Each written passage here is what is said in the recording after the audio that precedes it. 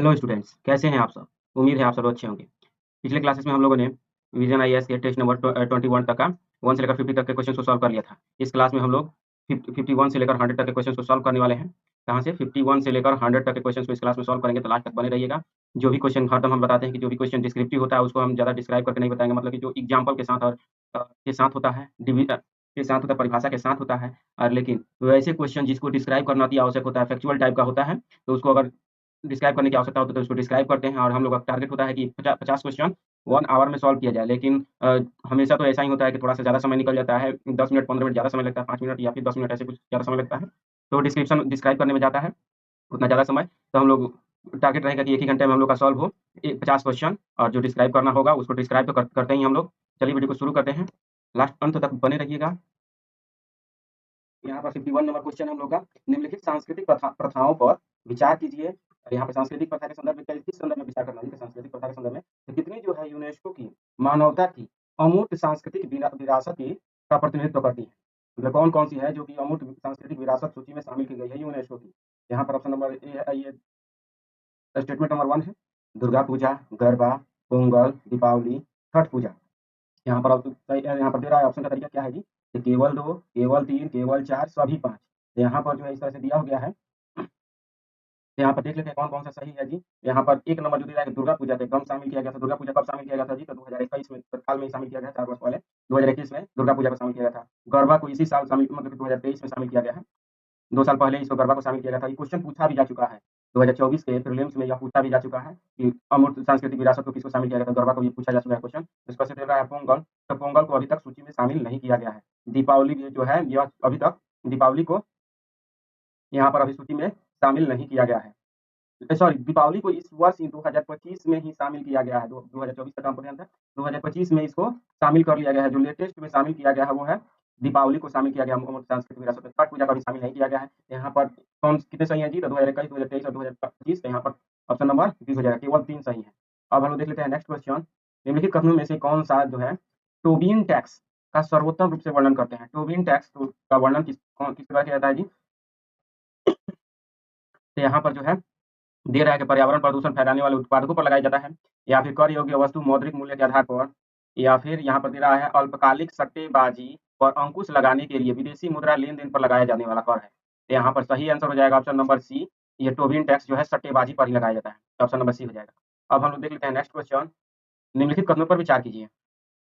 यहाँ पर विचार कर लेते हैं क्या दिया है। देखो स्टेटमेंट नंबर 1, स्टेटमेंट नंबर 2 है। यहाँ पर 1 नंबर दे रहा है, उभरते बाजारों में भारत का कर जीडीपी अनुपात सर्वाधिक है। बाजारों में भारत का कर जीडीपी अनुपात सर्वाधिक है।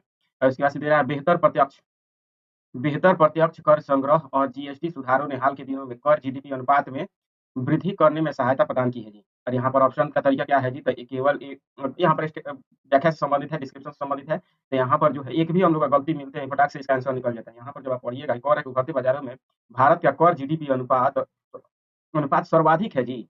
ये कभी हो सकता है? अभी जो है चीन एक जनसंख्या को छोड़कर भारत को सर्वाधिक कहना बड़ा कठिन है। किसी अन्य क्षेत्र में, हाँ, शांति के क्षेत्र में कह सकते हैं थोड़ा बहुत, लेकिन जनसंख्या और एक ठो जो नकारात्मक सूचियाँ हैं उससे छोड़कर अभी भारत अभी दूसरे ही तीसरे नंबर पर चल रहा है। यहाँ पर भारत कर जीडीपी अनुपात अभी तीसरे नंबर पर है, भारत का अभी तीसरे नंबर पर है, ना कि पहले नंबर पर। तो 1 नंबर गलत हो जाएगा क्या जी? 1 नंबर कथन गलत, फटाक से आंसर निकल आएगा कि ऑप्शन नंबर डी। एक गलत है लेकिन दूसरा सही है। नेक्स्ट क्वेश्चन है, यहाँ पर दे रहा है निम्नलिखित कथनों पर विचार कीजिए। तो किस संदर्भ में विचार करना है जी?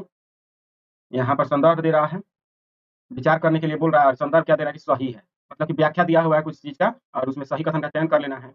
यहाँ पर दे रहा है कि किसी बॉन्ड की कीमत और उसकी परिपक्वता प्राप्ति के बीच संबंध व्युत्क्रमानुपाती और उत्तल होता है। परिपक्वता प्राप्ति के बीच संबंध जो है व्युत्क्रमानुपाती और उत्तल होता है। उसके बाद से एक बॉन्ड अंकित मूल्य से अधिक प्रीमियम पर तब मूल्यांकित होता है जब इसकी कूपन दर बाजार छूट से अधिक होती है। यहाँ पर ऑप्शन नंबर ए जो है, 1 नंबर तो एकदम सही है जी, कि यहाँ पर जो बॉन्ड की कीमत होती है उसकी परिपक्वता से संबंधित व्युत्क्रमानुपाती या फिर उत्तल होता है। मतलब कि जितना ही परिपक्वता होगी, जितना ही लंबा होगी, उसका लाभ भी उतना बढ़ते जाएगा। और यहाँ पर दे रहा है कि एक बॉन्ड अंकित मूल्य से अधिक प्रीमियम पर तक मूल्यांकित होता है और जब इसकी कूपन दर बाजार छूट से अधिक होती है। तो यह भी एकदम सही है। और लेकिन जो तीसरा नंबर दे रहा है कि अन्य सभी कारक समान रहने पर उच्च कूपन वाला बॉन्ड जो है कम कूपन वाले बॉन्ड की तुलना में अधिक अस्थिर होता है। तो यहाँ पर सरासर गलती है, कि जो उच्च कूपन वाला बॉन्ड होता है वो स्थिर होता है। एक तरह से कहते हैं ना, जो अमीर आदमी होता है वो ज़्यादा स्थिर होता है, हर जो 10,000 रुपए 5,000 रुपए कमाता है रोज़ के रोज़ अंबानी को पीछे दिखाता है। यहाँ पर ऐसा ही बात है कि यहाँ पर कह रहा है कि उच्च कूपन वाला दर अस्थिर होता है, तो एकदम गलती है। और कम कूपन वाले दर जो होते हैं, कूपन वाले बॉन्ड जो होते हैं, ये अस्थिर होते हैं। मतलब कि यहाँ से एक हाथ से दूसरे हाथ में चला जाएगा। मान लीजिए जिसके पास पैसा होगा वो खरीद लेगा, जिसके पास कम पैसा होगा वो तुरंत बेच देगा। खरीद बेच जितना तेजी से होता है उसको स्थिरता स्थिरता कहते हैं। यहाँ पर बॉन्ड के संदर्भ में हम लोग देख लेते हैं। तो बॉन्ड क्या होता है, जो सरकार के द्वारा या फिर विभिन्न कंपनियों के द्वारा जारी किया जाता है। एक प्रपत्र होता है, एक तरह से कहें तो एक तो मान लीजिए कागज का टुकड़ा होता है, उस पर लिखा होता है कि हम आपको इतना पैसा दे रहे हैं, मतलब ले रहे हैं, इसके बदले आपको दे रहे हैं। और इसके बदले मान लीजिए कि ये 100 रुपए का बॉन्ड है, तो अगर 1 साल बाद आपसे लेंगे वापस, तो आपको जो है बॉन्ड जब हम लेंगे तो आपको 110 रुपए दे देंगे। तो इस तरह से कुछ कागज का टुकड़ा होता है, और इसके बदले ये 100 रुपए लेकर काम करते हैं जी। तो कोई भी अपना काम कर सकते हैं, या फिर किसी और संरचना में उपयोग कर सकते हैं, या फिर सरकार हो तो सरकार अपने विकासात्मक गतिविधियों में उपयोग कर सकती है। तो अधिकांश बॉन्ड जो होते हैं सरकार द्वारा ही जारी किए जाते हैं, जिसको जीसेक बोलते हैं, गवर्नमेंट सिक्योरिटीज। ट्रेजरी बिल के रूप में भी होता है, लेकिन वो छूट पर होता है। मतलब 100 रुपए का बिल जो होता है 90 रुपए में दिया जाता है। इसका मांग जो है, मांग के ये व्युत्क्रमानुपाती होता है, अर्थात जितना ही मांग के समानुपाती होता है, अर्थात मांग जितना बढ़ते जाएगा इसका मूल्य भी बढ़ते जाएगा। लेकिन जब मांग घटेगा तो मूल्य भी घटेगा। लेकिन यह बात है कि परिपक्वता जितना अधिक होगा उतना ही इसका परिपक्वता अवधि से इसका व्युत्क्रमानुपाती संबंध होता है। यहाँ पर 1 और 2 सही है, तो हम लोग देख लेते हैं ऑप्शन नंबर बी सही हो जाएगा। अब हम लोग देख लेते हैं नेक्स्ट क्वेश्चन। निम्नलिखित पर विचार कीजिए। विचार कर लेते हैं, किस संदर्भ में विचार करना है जी। उपर्युक्त मदों को 2025-26 के बजट के अनुसार सार्वजनिक वित्त में योगदान के अवरोही क्रम में व्यवस्थित कीजिए। अवरोहित क्रम मतलब कि घटती क्रम में व्यवस्थित करना है। किसका जो है वित्त का योगदान सर्वाधिक है, उसके बाद से किसका कम है, उससे कम किसका है, उससे कम किसका है जी। यही तो देख लेना है। यहाँ पर जो दे रहा है कि आयकर, यहाँ पर सारे के सारे कर जो दे रहे हैं सबसे ज्यादा किसका है जी। तो ये तो आज से नहीं बल्कि लगभग लंबे समय से ही बना आ रहा है कि उधार और देयता का जो है सबसे बड़ा योगदान होता है। जो हम लोग ऐसा नहीं कि केवल विदेशों से ही जो उधार लेते हैं, अपने देश से भी घरेलू घरेलू जो होता है, घरेलू ऋण का योगदान यहाँ पर अगर दे दे कि उधार और अन्य देयताओं के साथ की जगह अगर यदि घरेलू ऋण दे दे तो इसकी मात्रा सबसे ज़्यादा है। अगर अगर वहीं पर बाह्य ऋण की बात करें तो बाह्य ऋण जो है इनसे कम है। तो बाह्य ऋण को, और यहाँ पर 2 तरह का हो सकता है ऋण, 2 प्रकार का एक होता है बाह्य ऋण, घरेलू ऋण। पहले घरेलू ऋण मतलब कि जो देश के लोगों से लिया जाता है, जैसे कि बॉन्ड के रूप में, डिबेंचर के रूप में, ट्रेजरी बिल के रूप में। दूसरा होता है ये बाह्य ऋण, जैसे कि विश्व बैंक से ले लिया ऋण, किसी अन्य एडीबी से ले लिया, एशियन डेवलपमेंट बैंक से, या फिर एनडीबी से, न्यू डेवलपमेंट बैंक से, या फिर किसी अन्य संस्था से ले लिए। इन सभी ऋणों को बाह्य ऋण कहते हैं। तो सबसे बड़ा क्या है, तो घरेलू ऋण का हिस्सा है। बाह्य ऋण हम लोग का अनुपात थोड़ा कम है, अन्य देशों की तुलना में बहुत कम हम लोगों ने बाह्य ऋण लिया हुआ है।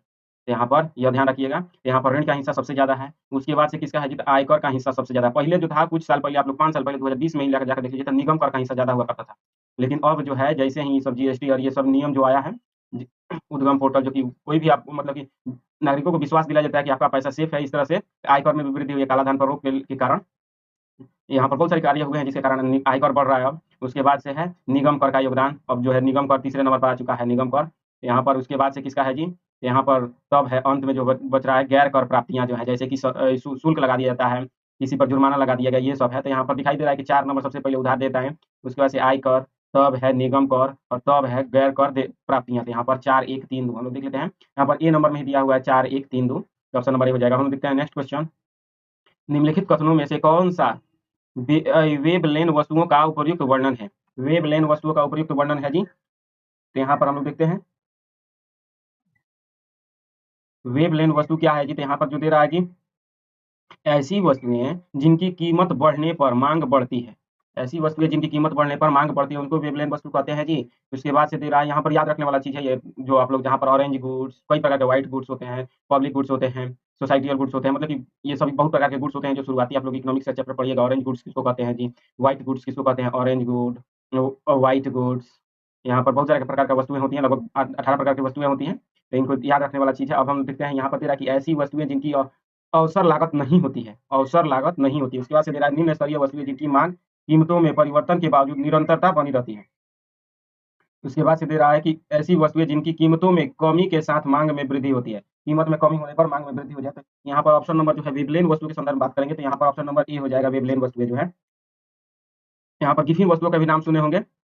गिफिन, इनको एक तरह से वेबलेन वस्तुओं को गिफिन वस्तु भी कहा जाता है। बहुत सारी किताबें, जैसे कि महेश कुमार वर्णवाल की किताबें पढ़िएगा तो वहाँ पर लिखा होगा गिफिन वस्तु के संदर्भ में, जिनका मांग जैसे जैसे कि गिफिन वस्तु इसको कहते हैं, जैसे कि बाढ़ के समय या फिर महामारी के समय कुछ खास वस्तुओं की मांग जैसे ही पड़ती है, उसकी मांग उसका जो होता है कीमत बढ़ना शुरू हो जाता है। या फिर कहें तो कीमत बाढ़ के समय से ही डॉक्टर या फिर किसी को पता चल जाता है कि इस वस्तु का मांग बढ़ने वाला, तो तुरंत पहले ही उसका मूल्य बढ़ जाता है। जैसे उसका मूल्य बढ़ता है लोग खरीदना शुरू कर देते हैं। चाहे इसे बाढ़ के समय, आपदा के समय या फिर किसी अन्य कार्य के समय, जैसे मेला बाजार में ही जाके देख लीजिए, जैसे ही वस्तु का कमी होता है तुरंत के तुरंत सारा वस्तु महंगा हो जाता है। तो यहीं पर विभिन्न वस्तु या फिर गिफिन वस्तु इसको कहते हैं। यहाँ पर ऑप्शन नंबर ए ही हो जाएगा। अब हम लोग देख लेते हैं नेक्स्ट क्वेश्चन। नेक्स्ट क्वेश्चन जो है अर्थव्यवस्था के संदर्भ में निम्नलिखित में से कौन सा कथन जो है परेटो ऑप्टिमिलिटी का सर्वश्रेष्ठ वर्णन करता है। परेटो ऑप्टिमलिटी का सर्वश्रेष्ठ वर्णन करता है। तो यहाँ पर दे रहा है यह उस आर्थिक स्थिति को संदर्भित करता है जिसमें एक व्यक्ति को कमतर किए बिना दूसरे व्यक्ति को बेहतर बनाने के लिए संसाधनों का पुनः आवंटन नहीं किया जा सकता है। यहाँ पर जो है कीमतों का आवंटन नहीं किया जा सकता है। परेटो ऑप्टिमिलिटी के संदर्भ में बात कर रहा है। तो यहाँ पर यह भी फैक्चुअल से ही जुड़ा हुआ है। इसको याद करने वाला चीज है परेटो ऑप्टिमिलिटी, अगर आपको पता है कि क्या कहते हैं तभी इसको छूने की कोशिश कीजिएगा, ना तो यही क्वेश्चन है जो कि जला का भस्म करता है। यहाँ पर परेटो ऑप्टिमिलिटी कभी चर्चा में रहता है। वैसे क्वेश्चन, वैसे टॉपिक जो कि चर्चा में रहते हैं उसको अगर आप लोग पढ़े हैं तो बनाने की कोशिश कीजिए, नहीं तो यही जो है एक के साथ में 1.5 नंबर लेके जाता है। 1.5 नंबर नहीं, कितना नंबर लेके जाता है जी? तो 1.33 अंक लेके चला जाता है। ये तो खुद लेके गया, हम तो डूबेंगे, साथ में आपको भी ले डूबेंगे। कुछ ऐसा ही होता है, ऐसे जो क्वेश्चन होते हैं, लेकिन अगर याद है तो फटाक से ये बन जाएगा। तो यहाँ पर आगे पढ़ने की ज़्यादा जरूरत नहीं है, ऑप्शन नंबर ए ही हो जाएगा। ऐसे क्वेश्चन में अक्सर जो होते हैं, मतलब कि अगर ऐसा तो नहीं कि हर जगह हो जाएगा, हमने बहुत बहुत सारे एग्जाम दिए हैं, तो यहाँ पर ऐसा है कि जो अगर क्वेश्चन जो नहीं आता उसमें जो सबसे ई नंबर ऑप्शन जो होता है मोस्ट ऑफ द टाइम ऐसा होता है। जो नया जो न्यूज में नहीं रहने वाला जो टॉपिक होते हैं उनका ऑप्शन लगभग ए के आसपास होता है। ए और डी होता है, बी और सी में बहुत कम चांसेस होता है। तो कुछ इस तरह से लगा सकते हैं यहाँ पर। यहाँ पर अब हम लोग देखते हैं नेक्स्ट क्वेश्चन। निम्नलिखित पर विचार कीजिए, विचार कर लेते हैं। यहाँ पर दे रहा है कि निम्न में से कितने निजी आय में शामिल किए जाते हैं। निजी आय में शामिल किए जाते हैं। तो यहाँ पर ऑप्शन नंबर है केवल 1, केवल 2, सभी 3 और कोई नहीं। तो यहाँ पर कितने जो निजी आय में शामिल किए जाते हैं, यहाँ पर दे रहा है कि सरकार से प्राप्त शुद्ध हस्तांतरण भुगतान, उसके बाद से राष्ट्रीय ऋण पर ब्याज, उसके बाद से विदेशों से प्राप्त निवल कारक आय। तो विदेशों से प्राप्त निवल कारक आय जो है, तो यहाँ पर यह तीनों के तीनों जो है निजी आय में शामिल होते हैं। विदेशों से प्राप्त निवल कारक आय भी जो होता है कि निजी आय में ही शामिल होता है। तो यहाँ पर ऑप्शन नंबर सी हो जाएगा। अब हम लोग देखते हैं नेक्स्ट क्वेश्चन। निम्नलिखित युग्मों पर विचार कीजिए। तो विचार कर लेते हैं। यहाँ पर दे रहा है कि सुर्खियों में रहे ज्वालामुखी और उनका विस्फोट के बारे में बता रहा है। ज्वालामुखी और विस्फोट, और उसके बाद से दे रहा है क्षेत्र। यहाँ पर क्षेत्र जो है माउंट सुमेरु इंडोनेशिया में है जी। उसके बाद से है माउंट एटना इटली में, किलाउ ज्वालामुखी हवाई यूएसए में है। यहाँ पर ये तीनों के तीनों, तो ये तो एकदम बेसिक ल्यूसेंट लेवल का क्वेश्चन है कि माउंट सुमेरु इंडोनेशिया में है, उसके बाद माउंट एटना इटली में है, किलाउ ज्वालामुखी जो है हवाई द्वीप यूएसए में है। यहाँ पर चारों के चारों तीनों के तीनों ऑप्शन सही है, तो ऑप्शन नंबर सी हो जाएगा। तो यहाँ पर हम देखते हैं नेक्स्ट क्वेश्चन।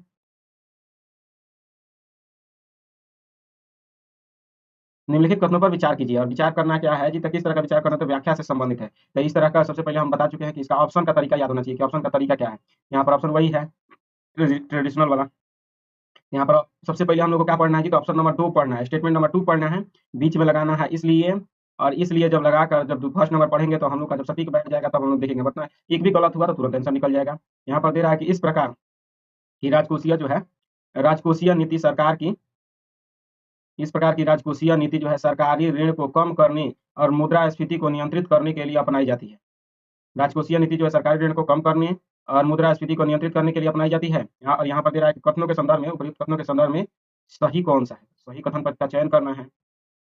यहाँ पर एक नंबर जो पढ़े हैं कि राजकोषीय नीति सरकारी ऋण को कम करने और मुद्रास्फीति को नियंत्रित करने के लिए अपनाई जाती है, तो कौन सा ऐसा राजकोषीय नीति है जो कि मुद्रास्फीति को नियंत्रित कर सकता है जी? तो यहाँ पर अगर इसको अगर याद है तो फटाक से आंसर बने। यहाँ पर दे रहा है कि कमी करना संकुचनकारी राजकोषीय नीति का एकदम दोनों के दोनों सही एकदम। और संकुचनकारी नीति मतलब क्या कहते हैं? कम कर देना। संकुचनकारी मतलब कि खर्चा को कम कर देना। राजकोषीय नीति मान लीजिए कि मुद्रास्फीति, इस बार देखे होंगे कि जो रूस यूक्रेन युद्ध चल रहा था तो मुद्रास्फीति बहुत बढ़ गया था, तो जिसके कारण भारत सरकार ने क्या किया जी? जब मुद्रास्फीति बढ़ जाता तो भारत सरकार क्या करती है? अपना खर्च जो है लोगों को के बीच में कम कर देती है, जिसके कारण सब्सिडी को कम कर दिया गया था। आप लोग सुने होंगे कि जो खाद्य पर जो थी सब्सिडी मिलता है बहुत सारे लोगों को, लगभग जो है 1 करोड़ लोगों के आसपास का जो राशन कार्ड से नाम हटाया गया है वो हाल के वर्षों में। क्या है जी? तो ये जो है जब इन्फ्लेशन हुआ था, इन्फ्लेशन के कारण ये और बढ़ा रहा था जो कि, तो इसीलिए इसको 1 करोड़ प्लस से अधिक लोगों का जो राशन कार्ड से नाम हटा दिया गया है। क्यों जी? तो संकुचनकारी मौद्रिक नीति के कारण। इस बार के जो सब्सिडी जो भी दिए जाते हैं उसमें भी कमी लाई गई थी, जो किसानों को सब्सिडी दी जाती है। तो यहाँ पर जितना भी संकुचनकारी नीति का जितना भी उपकरण था सरकार ने प्रयोग किया है राजकोषीय नीति के नियंत्रित करने के लिए, मौद्रिक मुद्रास्फीति को नियंत्रित करने के लिए। ऑप्शन नंबर दोनों के दोनों सही है। एक ये जो है राजकोषीय नीति का संकुचन हो रहा है, संकुचन देवे के, ऑप्शन नंबर ए हो जाएगा। अब हम लोग देख लेते हैं नेक्स्ट क्वेश्चन। निम्नलिखित में से कौन सा एंजल फंड का वर्णन है? एंजल फंड का वर्णन। एंजल फंड जो है, एंजल टैक्स का अब आप लोग अगर याद होगा, एंजल टैक्स कहते हैं किस पे, आराम से बन जाएगा ये। यहाँ पर एंजल टैक्स नए कंपनियों से जुड़ा, एंजल को ही अगर आप लोग एंजल बढ़िया से समझ लीजिएगा कि एंजल किसको कहते हैं, तो एक तरह से परी को कहते हैं। परी, परी जो होता है, ऐसा माना जाता है कि जो पश्चिम के देश में मानते हैं कि एक धन की देवी, जैसे हम लोग लक्ष्मी को मानते हैं कि वैसे ही जो पश्चिम के देश हैं, वेस्ट कंट्रीज के, जैसे ईसाई लोग हैं, यहूदी लोग हैं, तो वे लोग किसको मानते हैं जी, तो परी को मानते हैं। तो परी क्या करती है, यहाँ पर इस्लाम में भी माना जाता है परियों को। तो परी एक ऐसी देवी होती है जो जिससे जो मांगा जाए वो दे सकती है। तो ऐसा कौन सा इसमें है जो कि परी को, सबसे पहले परी को जो समझ लेगा फटाक से इसके आंसर को लगा लेगा। तो यहाँ पर दे रहा है कि परी जो हम सहायता करने के लिए आती है, जिसके पास अपार धन होता है, यहाँ पर पढ़िएगा, यहाँ पर दे रखिए अपार धन किसके पास होगा, उससे जुड़ा हुआ दिमाग में एक वाला रख लीजिए और तब बन जाएगा यहाँ पर। विविधतापूर्ण धारिताओं में व्यापार करने वाले शेयर धारकों द्वारा वित्त पोषित निवेश कार्यक्रम। तो यहाँ पर यह कहाँ है जी, यहाँ पर यह एंजल से जैसा, मतलब एकदम चमत्कार जैसा कोई बातें नहीं हो रहा है। यहाँ पर दे रहा है घाटे के समय उद्योगों को सहायता प्रदान करने के लिए सरकार द्वारा सृजित फंड। तो सरकार द्वारा सृजित फंड, सरकार को तो एंजल मानना बड़ा मुश्किल है जी। यहाँ पर उसके बाद से है फसल कटाई के पश्चात गतिविधियों को वित्त पोषित करने के लिए स्वयं सहायता समूहों द्वारा सृजित फंड। तो ये ऐसा नहीं है, स्वयं सहायता समूह द्वारा सृजित फंड, इसका ये ऐसा कोई प्रावधान नहीं है। यहाँ पर जो दे रहा है, व्यावसायिक स्टार्टअप्स में निवेश करने के लिए उच्च निवल संपत्ति वाले व्यक्तियों या कंपनियों द्वारा सृजित धन का एक कोष। तो यहाँ पर ऑप्शन नंबर डी हो जाए एकदम करेक्ट। मतलब कि जो होता है कि एक तरह से एंजल का यही ना बात हुआ जी, जो उच्च आय वाले जो व्यक्ति होते हैं वे क्या करते हैं, पहले ही एक तरह से पैसा रख देते हैं कि दूसरे कंपनी को सहायता करने के लिए। इस तरह से एक तो एंजल की तरह यही ना होंगे कि जब से आप कोई डाउनफॉल होगा तो उसको देकर सहायता कर देना है। तो इस तरह से ऑप्शन नंबर डी हो जाएगा। एंजल फंड का समाधान। और एंजल टैक्स भी होता है, एक तो टैक्स भी होता है, तो जो नई कंपनियां होती हैं उनसे जुड़ा होता है, जो बाहर से आता है, तो वहाँ पर एंजल टैक्स भी एक होता है। फिर यहाँ पर एंजल फंड है जो कि पहले ही से मूड़ी पर बैठा रहता है। जब आप गिरिएगा, मान लीजिए कोई स्टार्टअप्स है या फिर कोई कंपनी है जो कि डाउनफॉल होता है, तो यहाँ से फंड आके ऊपर से आके सहायता करता है। जैसे परी जो होती है, एंजल जो होती है ऊपर से आके सहायता करती है, ऐसा ही एंजल, ये एंजल फंड जो होता है ऊपर से आके सहायता करता है। एक सेम टू सेम एंजल जो टैक्स होता है वो भी ऊपर से आके सहायता करता है, मतलब बाहर से आके सहायता करता है स्टार्टअप्स का। अब हम देख लेते हैं नेक्स्ट क्वेश्चन। बर्टेल फुट, बर्टेल फुट शब्दावली का उल्लेख कभी कभी सुर्खियों में किस संदर्भ में किया था। बर्टेल फुट शब्दावली का, यहाँ पर तेरा पूर्वी अफ्रीका से एक प्रागैतिहासिक चौपाया स्तनधारी के जीवाश्म प्रमाण। पूर्वी अफ्रीका से प्रागैतिहासिक चौपाया स्तनधारी के जीवाश्म प्रमाण। उसके बाद से दे रहा है कि एक प्रारंभिक होमिनिनी के जीवाश्म अवशेष जो स्थलीय और वृक्षीय अनुकूलन का मिश्रण प्रदर्शित करते हैं। यहाँ पर जो है आगे जो बर्टल फुट जो शब्दावली जो है आगे पढ़ने की ज़्यादा जरूरत ही नहीं है। एक जीवाश्म होमिनिनी का जीवाश्म अवशेष है जो स्थलीय और वृक्षीय, मतलब कि जो स्थल पर भी रहते थे, मतलब कि एक ऐसा जो जीवाश्म मिला है मानव का जो कि वृक्ष पर भी रहा करते थे। आप लोगों ने कुछ समय पहले ही एक वीडियो वायरल हुआ था जिसमें दिखाया गया था मानव कैसे जो पेड़ों पर रहा करते थे, पेड़ों के बाद से धीरे धीरे धरती पर आए। यहाँ पर यूट्यूब पर हमेशा आते रहता है कि तो ये उन्हीं का अवशेष, एक तरह से उसको विजुअलाइज कर लीजिएगा, चाहे कभी वीडियो देख लीजिए, उसको समझ में आ जाएगा कि मानव जो कैसे पेड़ों पर घर बनाकर रहा करते थे, मतलब पेड़ों से चिपक कर रहा करते थे, उसके बाद से नीचे धीरे धीरे नीचे उतरे, नीचे पर भी अनुकूलित हुए। लेकिन ये जो है बर्टेल फुट जो जीवाश्म मिला है, ये दोनों पर रहते थे, रात को समय पेड़ पर और दिन में भूमि पर आकर शिकार करते थे और फिर रात को पेड़ पर चढ़ जाते थे। तो यहाँ पर ऑप्शन नंबर बी हो जाएगा। तो यहाँ पर हम लोग देखते हैं नेक्स्ट क्वेश्चन। नेक्स्ट क्वेश्चन है, निम्नलिखित युग्मों पर विचार कीजिए। सार्वजनिक वित्त के स्रोत और प्रकार। यहाँ पर सार्वजनिक क्षेत्र के उपक्रमों से लाभ और लाभांश, सार्वजनिक क्षेत्र के उपक्रमों से प्राप्त लाभ और लाभांश जो है पूंजीगत प्राप्ति, पूंजीगत प्राप्ति जो है, उसके बाद से भविष्य निधि, राजस्व प्राप्ति, यहाँ पर दे रहा है जीएसटी, कर राजस्व प्राप्ति, कौन से सुमेलित है जी। तो यहाँ पर सही सुमेल का चयन करना है। तो हम लोग देख लेते हैं कौन कौन सा है जो कि सही सुमेलित है। तो यहाँ पर जो दे रहा है कि सार्वजनिक क्षेत्र के उपक्रम, सार्वजनिक क्षेत्र के उपक्रमों से लाभ और लाभांश जो है पूंजीगत प्राप्ति होगी। तो यहाँ पर जो है एकदम सही है ये भविष्य निधि। तो यहाँ पर जो है ये गलत है, क्योंकि जो सार्वजनिक, हम अभी हमसे मुंह से निकल गया था कि ये जो पूंजीगत प्राप्ति है, पूंजीगत प्राप्ति और राजस्व प्राप्ति को एक तरह से डिस्क्राइब जैसे ही कर लेंगे तो तुरंत आंसर हम लोग का निकल जाएगा। पूंजीगत प्राप्ति क्या कहते हैं जी, तो वैसी प्राप्तियां, वैसे आय जिससे या तो जो है परिसंपत्तियों की कमी होती है, परिसंपत्तियों की कमी होती है, या फिर देयता बढ़ जाती है। परिसंपत्ति या फिर कम हो जाए, परिसंपत्ति या फिर सामान या फिर कोई भी संसाधन जो है वो कम हो जाए, या फिर जो है देयता बढ़ जाए, तब क्या कहते हैं देयता, तब इसको कहते हैं पूंजीगत आय। जैसे कि आप लोग ले लीजिए पूंजीगत आय किसको कहेंगे, तो मान लीजिए कि अपना खेत बार बेच दीजिए, अपना खेत घर बेच दीजिए, बस आपको ढेर पैसा मिल जाएगा। जितना पैसा मिल जाएगा तो पैसा जो होगा तो वो किसको कहेंगे, तो परिसंपत्ति। आपका घर और खेत तो खत्म ना हो गया, भले पैसा मान लीजिए कि 10 लाख रुपए मिल गया, 10 लाख रुपए आपको घर और दोनों का मूल्य मिलाकर 10 लाख रुपए मिल गया। 10 लाख भले ही आय हो गया, लेकिन कैसा है जी, तो परिसंपत्ति का हो गया, खत्म हो गया। या फिर दूसरा काम कीजिए कि आप लोग को 10 लाख रुपए काम है तो 10 लाख रुपए जाकर बैंक से ऋण ले लीजिए, लेकिन इससे क्या होगा, जैसे देयता बढ़ जाएगी, अर्थात ऋण लिए हैं तो कभी ना कभी तो चुकाना तो पड़ेगा ना, तो देयता बढ़ जाएगी, तो इसी को पूंजीगत प्राप्ति कहते हैं। तो यहाँ पर सार्वजनिक उपक्रमों से तो इसमें तो ना तो संसाधन का ह्रास हो रहा है, ना तो देयता बढ़ रही है, तो ये तो राजस्व आय है, राजस्व प्राप्ति है, ना कि पूंजीगत। यहाँ पर भविष्य निधि, यह जो है राजस्व प्राप्ति है नहीं, ये जो है पूंजीगत प्राप्ति है। ऋण से संबंधित जितने भी होते हैं, भविष्य निधि का है, एक प्रकार का ऋण है जो आप लोग भविष्य निधि के रूप में सरकार के पास रख देते हैं। जैसे कि जो लड़कियों के नाम पर जो बीमा होता है उसको सरकार रखती है, तो सरकार को बाद में देना भी पड़ता है, और वो भी डबल ट्रिपल। जो साधारण जो बैंक देते हैं उससे कई गुना ज्यादा ब्याज पर देना पड़ता है सरकार को भविष्य निधि जो होते हैं, जो लड़कियों के नाम से और वृद्धों के नाम से, या फिर कहें तो कमजोर वर्गों के लिए जो जारी किए जाते हैं। जैसे कि आप लोग सुने होंगे जो जन जीवन प्रधानमंत्री जन सुरक्षा योजना, सड़क सुरक्षा योजना, जितना भी है इसका जो एलआईसी हुआ रहता है, सरकार करती है, उन सभी को भविष्य निधि में रखा जाता है। सर लोग जो है 55 रुपया महीना की तरह से, या फिर कुछ 40 रुपया, कुछ लोग अपने अनुसार देते रहते हैं। 55 रुपया 40 रुपया महीना देते हैं, और जब मान लीजिए कि बुढ़ापा होते हैं या फिर उनकी आकस्मिक एक्सीडेंट होती है, तो उसमें लाखों रुपया मिलता है, 2-2 लाख रुपया मिल जाता है। तो 2 लाख रुपया जो एक्सीडेंट पर, मृत्यु पर मिलता है, तो उससे देयता ही न पड़ रही है जी। तो भविष्य निधि भी जो है पूंजीगत प्राप्ति है, ना कि राजस्व। यहाँ पर तेरा जीएसटी जो है कर राजस्व प्राप्ति है, एकदम सही है। तो जीएसटी में टैक्स लगा ही है, तो तीसरा नंबर सही है, तो ऑप्शन नंबर सी सही हो जाएगा। अब हम लोग देख लेते हैं नेक्स्ट क्वेश्चन। भारत में थोक मूल्य सूचकांक, जिसको डब्ल्यूपीआई के संदर्भ में विचार करना है, डब्ल्यूपीआई के संदर्भ में विचार करना है, कैसा विचार करना है जी? तो सही कथन पर विचार करना है डब्ल्यूपीआई के संदर्भ में। यहाँ पर देख लेते हैं कि डब्ल्यूपीआई के संदर्भ में यहाँ पर तेरा 1 1 2 2 3 1 2 3 ऐसा कुछ करके दिया हुआ है। तो यहाँ पर जो है यह अर्थव्यवस्था के थोक स्तर पर प्राथमिक वस्तुओं, ईंधन से संबंधित मदों और विनिर्मित उत्पादों के मूल्य में होने वाले उतार चढ़ाव को दर्शाता है। यहाँ पर डब्ल्यूपीआई जो है थोक मूल्य सूचकांक आप लोग सुने होंगे, जो कि किसी वस्तु के थोक में एकदम, एक होता है खुदरा मूल्य सूचकांक और दूसरा होता है थोक मूल्य सूचकांक। तो इसको या फिर उपभोक्ता मूल्य सूचकांक सीपीआई इसको बोलते हैं, कंज्यूमर प्राइस इंडेक्स। मतलब कि छोटे जो उपभोक्ता होते हैं, आप जाके 1 किलो चीनी खरीद लीजिए, तो उसका जो उसका मूल्य सूचकांक जो होगा, उस सीपीआई में काउंट होगा 1 किलो चीनी। और वहीं पर एक व्यापारी है जो कि जाकर सीधे कहता है कि 2 बोरा चीनी दे दिए। 2 बोरा जो चीनी लेता है वो क्या हो जाएगा, तो वो थोक मूल्य सूचकांक में चला जाएगा। इससे दोनों से मतलब मुद्रास्फीति का गणना किया जाता है, दोनों का अलग-अलग मुद्रास्फीति का व्यवस्था किया जाता है। यहाँ पर जो है थोक स्तर पर, यहाँ पर बात ही कर अर्थव्यवस्था के थोक स्तर पर, मतलब जितनी भी वस्तुएँ होती है उनके उतार-चढ़ाव को दर्शाया जाता है। सही नंबर तो एकदम सही है, थोक स्तर पर बात ही करता है।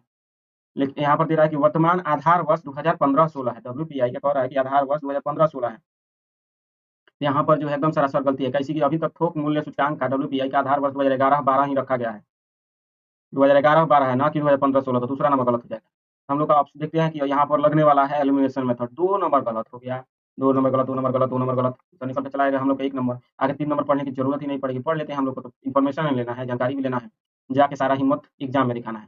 सांख्यिकी और कार्यक्रम मंत्रालय, जिसको एमओएसपीआई कहते हैं, शॉर्ट फॉर्म क्या कहते हैं जी? तो एमओएसपीआई के तहत राष्ट्रीय सांख्यिकी कार्यालय एनएसओ द्वारा मासिक आधार पर जारी किया जाता है। एमओएसपीआई द्वारा मासिक आधार पर जारी किया जाता है जी। तो एकदम सरासर गलती है जी, एनएसए द्वारा मासिक स्तर पर जारी नहीं किया जाता है। यहाँ पर यह गलत हो जाएगा। अब हम लोग देख लेते हैं नेक्स्ट क्वेश्चन।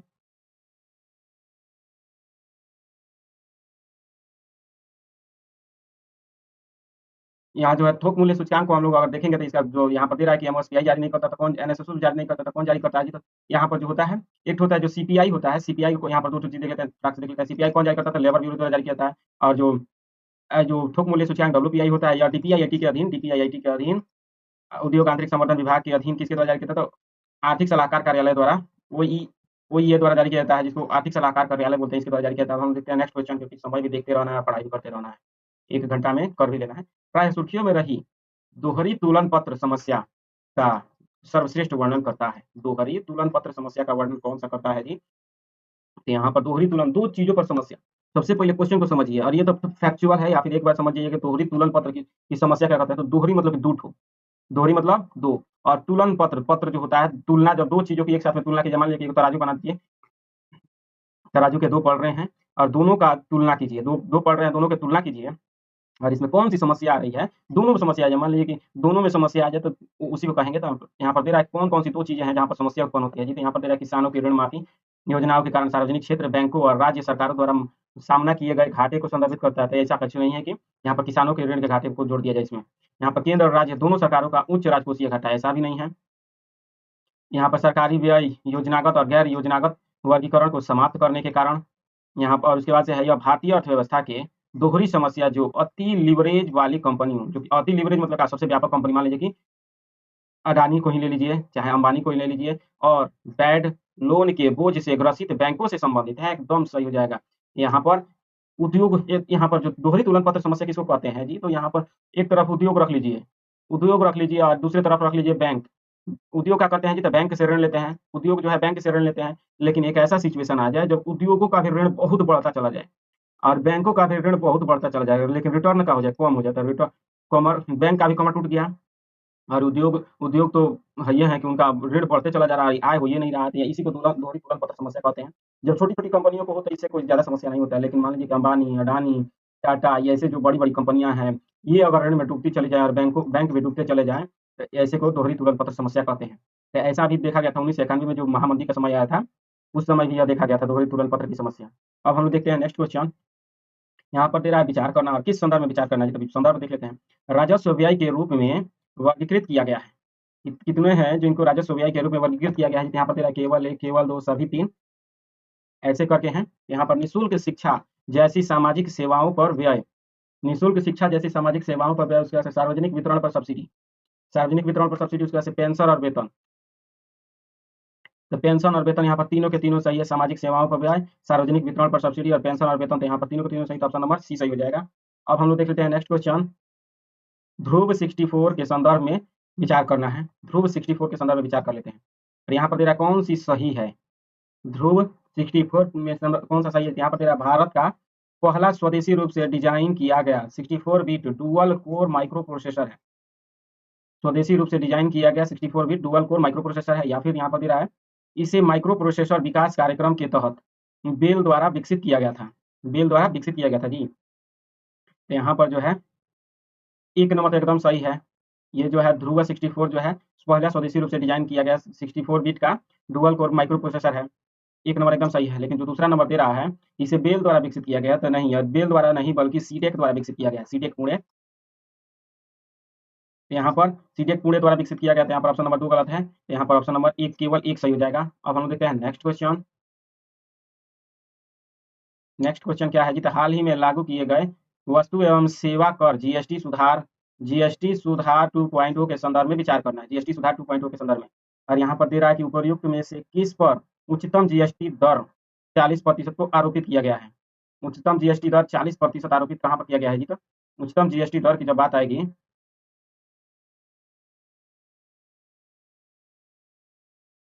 तो यहाँ पर उच्चतम जीएसटी दर के संदर्भ में जब बात करेंगे 40% से अधिक कर आरोपित किए गए हैं। तो यहाँ पर दे रहा है वातित पेय, जिसमें फलों के पेय वाले विकल्प भी शामिल है जी।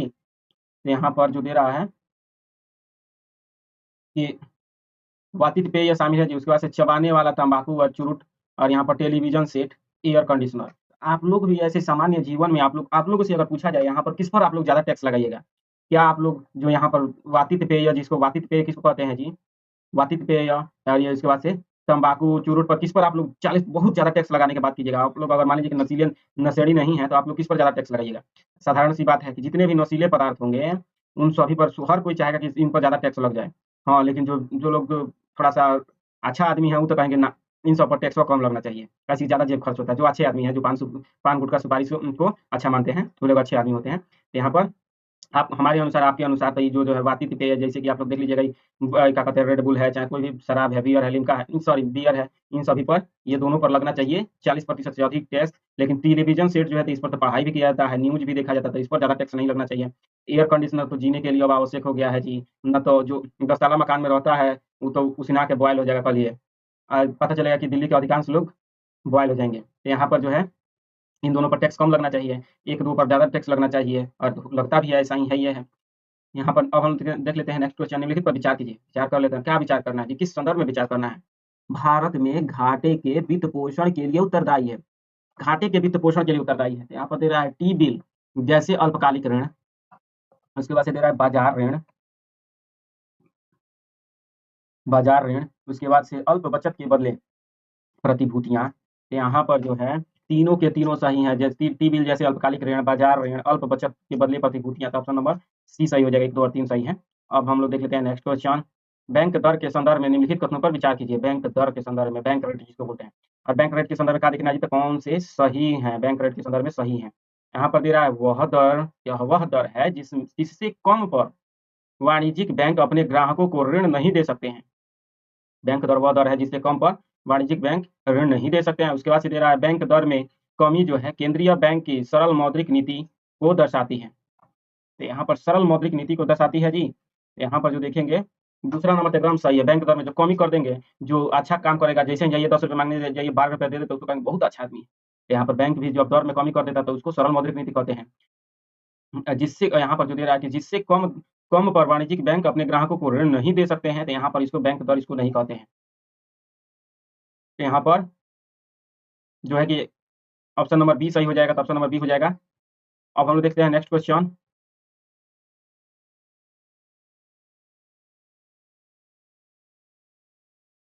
निम्नलिखित युग्मों पर विचार कीजिए। तो विचार कर लेते हैं, और क्या विचार करना है जी? यहाँ पर दे रहा अभ्यास और उसके बाद से भागीदार देश। तो अभ्यास हरिमऊ शक्ति भारत मलेशिया, अभ्यास डेजर्ट भारत मंगोलिया, और यहाँ पर डेजर्ट साइक्लोन 2 दे रहा है तो भारत मंगोलिया की बात कर रहा है। अभ्यास एकता एकता भारत मालदीव से बात कर रहा है। उसमें से गरुड़ शक्ति भारत फ्रांस। तो यहाँ पर जो हो जाएगा, यहाँ पर ऑप्शन का तरीका देख लेते हैं। केवल 1 केवल 2 करके दिया हुआ है, सही कथन का चयन करना है। तो कौन कौन से सही है जी? एक नंबर जो दे रहा है कि हरिमऊ शक्ति, तो हरिमऊ शक्ति मलेशिया के साथ होता है जी, सरासर गलती है यहाँ पर। सॉरी, मलेशिया के साथ ही होता है। अब हरिमऊ शक्ति मलेशिया के साथ ही होता है। डेजर्ट साइक्लोन जो है मंगोलिया के साथ नहीं होता। मंगोलिया के साथ कौन होता है जी? तो यहाँ पर मंगोलिया के साथ ये नहीं होता। डेजर्ट साइक्लोन किसके साथ होता है जी? तो मिस्र के साथ होता है। यह जो है मिस्र के साथ होता है। और यहाँ पर अभ्यास एकता मालदीव के साथ होता है जी, तो एकदम सही है। गरुड़ शक्ति फ्रांस के साथ होता है। सॉरी, यहाँ पर गरुड़ शक्ति जो है, देखिए अभ्यास गरुड़ जो होता है यह जो होता है फ्रांस के साथ होता है, लेकिन गरुड़ शक्ति की बात करेंगे तो यह जो होता है इंडोनेशिया के साथ होता है। तो इसको ध्यान में रखिएगा। यहाँ पर एक कौन कौन से सही है जी? तो आपसे हरिमऊ शक्ति मलेशिया, और यहाँ पर गरुड़ शक्ति जो है, सॉरी यहाँ पर अभ्यास एकता जो है मलेशिया मालदीव के साथ। तो यहाँ पर 1 और 3 सही है, तो ऑप्शन नंबर बी सही हो जाएगा, बी। अब हम लोग देख लेते हैं नेक्स्ट क्वेश्चन। यहाँ पर गलती से हमने बोल दिया था कि ये जो होता है कि भारत और मिस्र के बीच होता था। मिस्र नहीं बल्कि यूएई के बीच होगा यह। भारत और यूएई के बीच होता है डेजर्ट साइक्लोन। सेकंड, यहाँ पर अब हम देखते हैं नेक्स्ट क्वेश्चन। नेक्स्ट है, निम्नलिखित में से किस तरीके से कंपनियां जो है स्वतंत्र रूप से हितधारक पूंजीवाद के प्रति अपनी प्रतिबद्धता प्रदर्शित कर सकती हैं? तो किस तरीके से है जी? तो यहाँ पर वो तरीका बता देना और क्या चुनना है जी? तो सही कथन का चयन करना है। पूंजीवाद के प्रति प्रतिबद्धता के संदर्भ में यहाँ पर मुख्य क्वेश्चन वही ना, पूंजीवाद के प्रति प्रतिबद्धता। यहाँ पर ऑप्शन नंबर 1 है, 1 और 2, 2 3 और 1 2 और 3 दिया हुआ है। तो हम लोग देखते हैं ना कौन सा क्वेश्चन सही होगा। यहाँ पर दे रहा है कि सीईओ कर्मचारी जो हैं, सीईओ कर्मचारी वेतन अनुपात को कम करके उसके बाद से स्थानीय समुदायों में निवेश करके, यहाँ पर जो है, और उसके बाद से दे रहा है दीर्घकालिक मूल्य सृजन की बजाय लाभ बढ़ाने पर ध्यान केंद्रित करके। यहाँ पर हित कंपनियों को स्वतंत्र रूप से पूंजीवाद के प्रति अपनी प्रतिबद्धता कब दर्शा सकते हैं जी? तो पूंजीवाद के प्रति अपनी प्रतिबद्धता यहाँ पर जो दे रहा है कि सीईओ के अपने वेतन में कमी करके, एकदम सही है। चीफ एग्जीक्यूटिव ऑफिसर हैं ये, क्या करते हैं जी? अक्सर देखा गया है पारंपरिक तौर पर ये जो होते हैं बड़ी-बड़ी धनराशियाँ लेते हैं। मान लीजिए कि इनका पैकेज जो होता है करोड़ों-करोड़ों में जाता है, करोड़ों का 2-2 करोड़, 4-4 करोड़, 5-5 करोड़ का इनका पैकेज होता है। ये अपना अधिक से अधिक ले लेते हैं, जिसके कारण क्या होता है, तो कंपनियों का अधिकांश मूल्य तो इन्हीं के पास चला जाता है, और इससे क्या होता है जी, तो कंपनी को अपने निवेश करने का के लिए जगह नहीं मिल पाता है, या फिर इससे क्या होता है कि उनको उत्पाद और अन्य जो कर्मचारी है वे भी अधिक वेतन का मांग करते हैं, जिसके कारण कंपनी में प्रतिस्पर्धा उत्पन्न हो जाती है और धीरे-धीरे वो डाउनफॉल की स्थिति में आ जाता है। जिसके कारण जो होता है कि पूंजीवाद के प्रति प्रतिबद्धता नहीं दिखाई देती है, लेकिन वही जो है सीईओ जो है अपना वेतन निश्चित कर ले, कह दे कि हम ना ज़्यादा नहीं लेंगे। मान लीजिए कि 50 लाख का सालाना ले लेंगे, ठीक है, 50 लाख का सालाना कोई बड़ी बात नहीं, आप ले लीजिए। इससे क्या होगा, 50 लाख का जब सालाना लेंगे तो अन्य कर्मचारी भी कम वेतन पर काम करने के लिए 5 लाख 7 लाख पर काम करने के लिए तैयार हो जाते हैं। तो यहाँ पर यह एकदम सही है। कर्मचारियों के वेतन को कम करने से यहाँ पर पूंजीवाद के प्रति प्रतिबद्धता, मतलब कि जो कंपनी का विकास से जुड़ा हुआ है। यहाँ पर स्थानीय समुदायों में निवेश करने से तो एकदम सही है। स्थानीय समुदाय में जब निवेश किया जाता है, आस-पास के जो मजदूर होंगे कंपनी के प्रति ज़्यादा प्रतिबद्ध होंगे और ज़्यादा सहायता करेंगे कंपनी को। तो इसीलिए कंपनी का तो विकास होते चला जाएगा। और इसके बाद दीर्घकालिक मूल्य सृजन की बजाय लाभ बढ़ाने पर ध्यान केंद्रित एकदम सरासर गलती है। दीर्घकालिक मूल्य सृजन पर अगर ध्यान दिया जाएगा तभी ना कंपनी का पूंजीवाद का वास्तविक विकास होगा जी। अल्पकालिक जैसे ही अल्पकालिक लाभ पर ध्यान दिया जाता है, आज तो ₹100 ₹150 लाभ हो जाएगा कंपनी को, लेकिन अगले दिन या फिर 1 साल बाद देखिएगा तो कंपनी पर ताला लग जाता है। यहाँ पर हम लोग को देखना है पूंजीवाद के प्रति प्रतिबद्धता, मतलब कि कंपनियों का विकास होते चला जाए, कंपनियाँ जो है बढ़ती चली जाएँ। तो यहाँ पर 1 और 2 सही है, लेकिन तीसरा नंबर विपरीत कर दिया गया था, उल्टा कर दिया है। तो यहाँ पर 1 और 2 ही सही हो जाएगा, ऑप्शन नंबर ए। अब हम लोग देख लेते हैं नेक्स्ट क्वेश्चन। यहाँ पर दे रहा है कि निम्नलिखित अर्थव्यवस्था के संदर्भ में सिग्रियोरेज़ से क्या तात्पर्य है? तो सिग्रियोरेज़ एक फैक्ट फैक्ट है। इसको भी ये जो अवधारणा है इसको याद रखने वाला चीज़ है सिग्रियोरेज़। तो यहाँ पर जो हो रहा है कि यहाँ पर दिया गया है कि समाज के वंचित वंचित और निम्न आय वर्ग को किफ़ायती दरों पर वित्तीय सेवाएँ प्रदान करना, इसको सिग्रियोरेज़ कहेंगे। या फिर तरह की मुद्रा या फिर धन के मूल्य और उसके उत्पादन लागत के बीच का अंतर, मुद्रा या फिर धन के मूल्य और उसके उत्पादन लागत के बीच के अंतर को सिग्रियोरेज़ कहते हैं। तो एकदम सही है। जो होता है मूल्य और उसके उत्पादन लागत के बीच के अंतर को ही सिग्रियोरेज़ कहते हैं। तो ऑप्शन नंबर बी हो जाएगा। अब हम लोग देख लेते हैं नेक्स्ट क्वेश्चन। नेक्स्ट क्वेश्चन जो है वित्तीय समावेशन सूचकांक। निम्नलिखित में से किस संस्था द्वारा जारी किया जाता है? वित्तीय समावेशन सूचकांक को, तो यहाँ पर ऑप्शन नंबर है वित्त मंत्रालय, नीति आयोग, रिजर्व बैंक, विश्व बैंक। तो यहाँ पर जो है वित्तीय समावेशन सूचकांक को किस संदर्भ में जारी किया जाता है? यहाँ पर जो दे रहा है कि वित्त मंत्रालय द्वारा जारी किया जाता है जी। नहीं, यह वित्त मंत्रालय द्वारा जारी नहीं किया जाता, ना तो नीति आयोग द्वारा यह जो जारी किया जाता है भारतीय रिजर्व बैंक या फिर आरबीआई द्वारा जारी किया जाता है। यहाँ पर ऑप्शन नंबर सी हो जाएगा। अब हम लोग देख लेते हैं नेक्स्ट क्वेश्चन। हाल ही में प्रक्षेपित किए गए LVM-3 M6 blue bird block 2 mission के संदर्भ में विचार करना है। ब्लू बर्ड ब्लॉक 2 मिशन के संदर्भ में विचार करना है। यहाँ पर क्या दिया गया है? तो इसे अंतरिक्ष आधारित सेलुलर ब्रॉडबैंड। यहाँ पर सबसे पहले इतना बड़ा जो क्वेश्चन है तो सबसे पहले ऑप्शन का तरीका देख लेते हैं। और ऑप्शन का तरीका क्या है जी? तो यहाँ पर सही कथन पूछा गया है और एल्यूमिनेशन मेथड चीख-चीख के लगने वाला है। इस पर दाँत दिखा के खुश होने की ज़रूरत है। क्यों जी? कैसे एल्यूमिनेशन मेथड हम लोग को जैसे ही एक ठो गलती दिख जाएगा तो हम लोग आंसर के पास तुरंत ही पहुँच जाएँगे। यहाँ पर दे रहा है कि इसे अंतरिक्ष आधारित सेलुलर ब्रॉडबैंड कनेक्टिविटी प्रत्यक्ष रूप से मानक मोबाइल स्मार्टफ़ोन को प्रदान करने के लिए डिज़ाइन किया गया है। उसके बाद से दे रहा है यह वैश्विक भूतुल्यकालिक कक्षा जिसको जीईओ बोलते हैं, उपग्रह समूह का हिस्सा है। तो यहाँ पर जो है और तीसरा नंबर जो दे रहा है कि आगे पढ़ने की क्या ज़रूरत है? जब अब यहाँ पता चल गया कि ये जो है एलवीएम-3 जो जीएम-6 जो है, ये किसके लिए जारी किया गया था जी? तो यहाँ पर जीईओ के लिए नहीं बल्कि एलईओ में जारी किया गया था इसको। एलईओ में छोड़ा गया था ब्लू बर्ड ब्लॉक 2 को। यहाँ पर एलईओ या फिर लोअर अर्थ ऑर्बिट में इसको छोड़ा गया था, तो यहाँ पर यही गलती हो जाएगा। दूसरा नंबर गलत, तीसरा नंबर सही है। यहाँ पर सॉरी दूसरा नंबर गलत, तो देख लीजिएगा दूसरा नंबर गलत, दूसरा नंबर गलत, दूसरा नंबर गलत, आंसर निकल कर आ गया। यहाँ पर तीसरा नंबर पढ़े चाहे नहीं पढ़े, यहाँ पर भारतीय भूमि से इसरो के एलवीएम-3 प्रक्षेपण यान द्वारा प्रक्षेपित किया गया अब तक का सबसे भारी पेलोड है।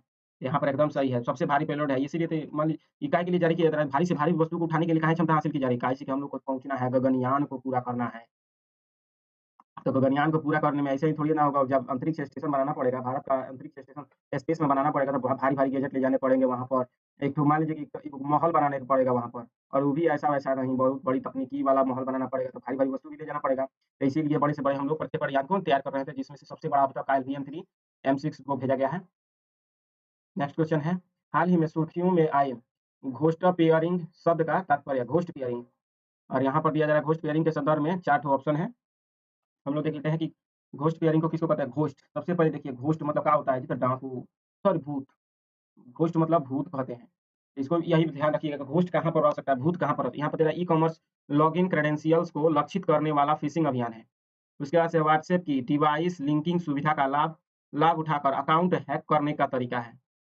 तो यहाँ पर जो है उसके बाद से घोस्ट पेयरिंग जो है, उसके बाद से यहाँ पर गुप्त रूप से फ़ोन की निगरानी के लिए स्पाईवेयर आधारित निगरानी तकनीकी है या फिर क्यूआर कोड आधारित भुगतान में हेर-फेर करके ऑनलाइन शॉपिंग धोखाधड़ी है। तो यहाँ पर जो है घोस्ट पेयरिंग का वास्तविक संबंध इसी से यहाँ पर व्हाट्सऐप के डिवाइस लिंक, मान लीजिए कि आपका मोबाइल जो है आपके कंप्यूटर से कनेक्टेड है और ये आपने ऑन करके रखा हुआ है व्हाट्सऐप को, तो इससे क्या होगा जी अकाउंट को हैक किया जा सकता है। आपके जो व्हाट्सऐप का जितना भी मैसेज है उसको कोई भी हैक कर सकता है। तो इसीलिए कहा जाता है कि अगर एक साथ में आपको अगर करके रखते हैं तो मोबाइल में और जो थी में क्या कहते हैं लैपटॉप में एक साथ में व्हाट्सऐप को एक साथ में लॉगिन नहीं किया जाता है।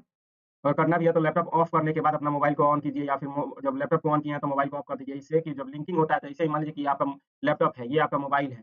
तो इस तरह से कुछ ये कनेक्टेड होते हैं आपस में, लेकिन बीच में अगर ये कनेक्टेड होते हैं, जब तक ये ऑन रहेगा तो ये दूसरे से कनेक्ट रहेंगे। जब ये ऑफ कर दिया जाएगा तो इसका काम खत्म हो जाएगा।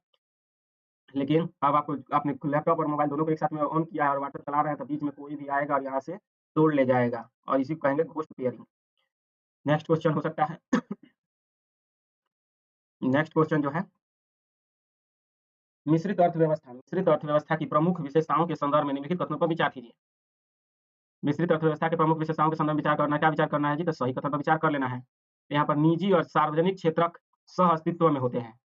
मिश्रित अर्थव्यवस्था की प्रमुख विशेषता में कह रहा है कि निजी और सार्वजनिक क्षेत्रक जो होते हैं सह-अस्तित्व में होते हैं। उसके बाद से सरकार केवल सामाजिक कल्याण के लिए हस्तक्षेप करती है।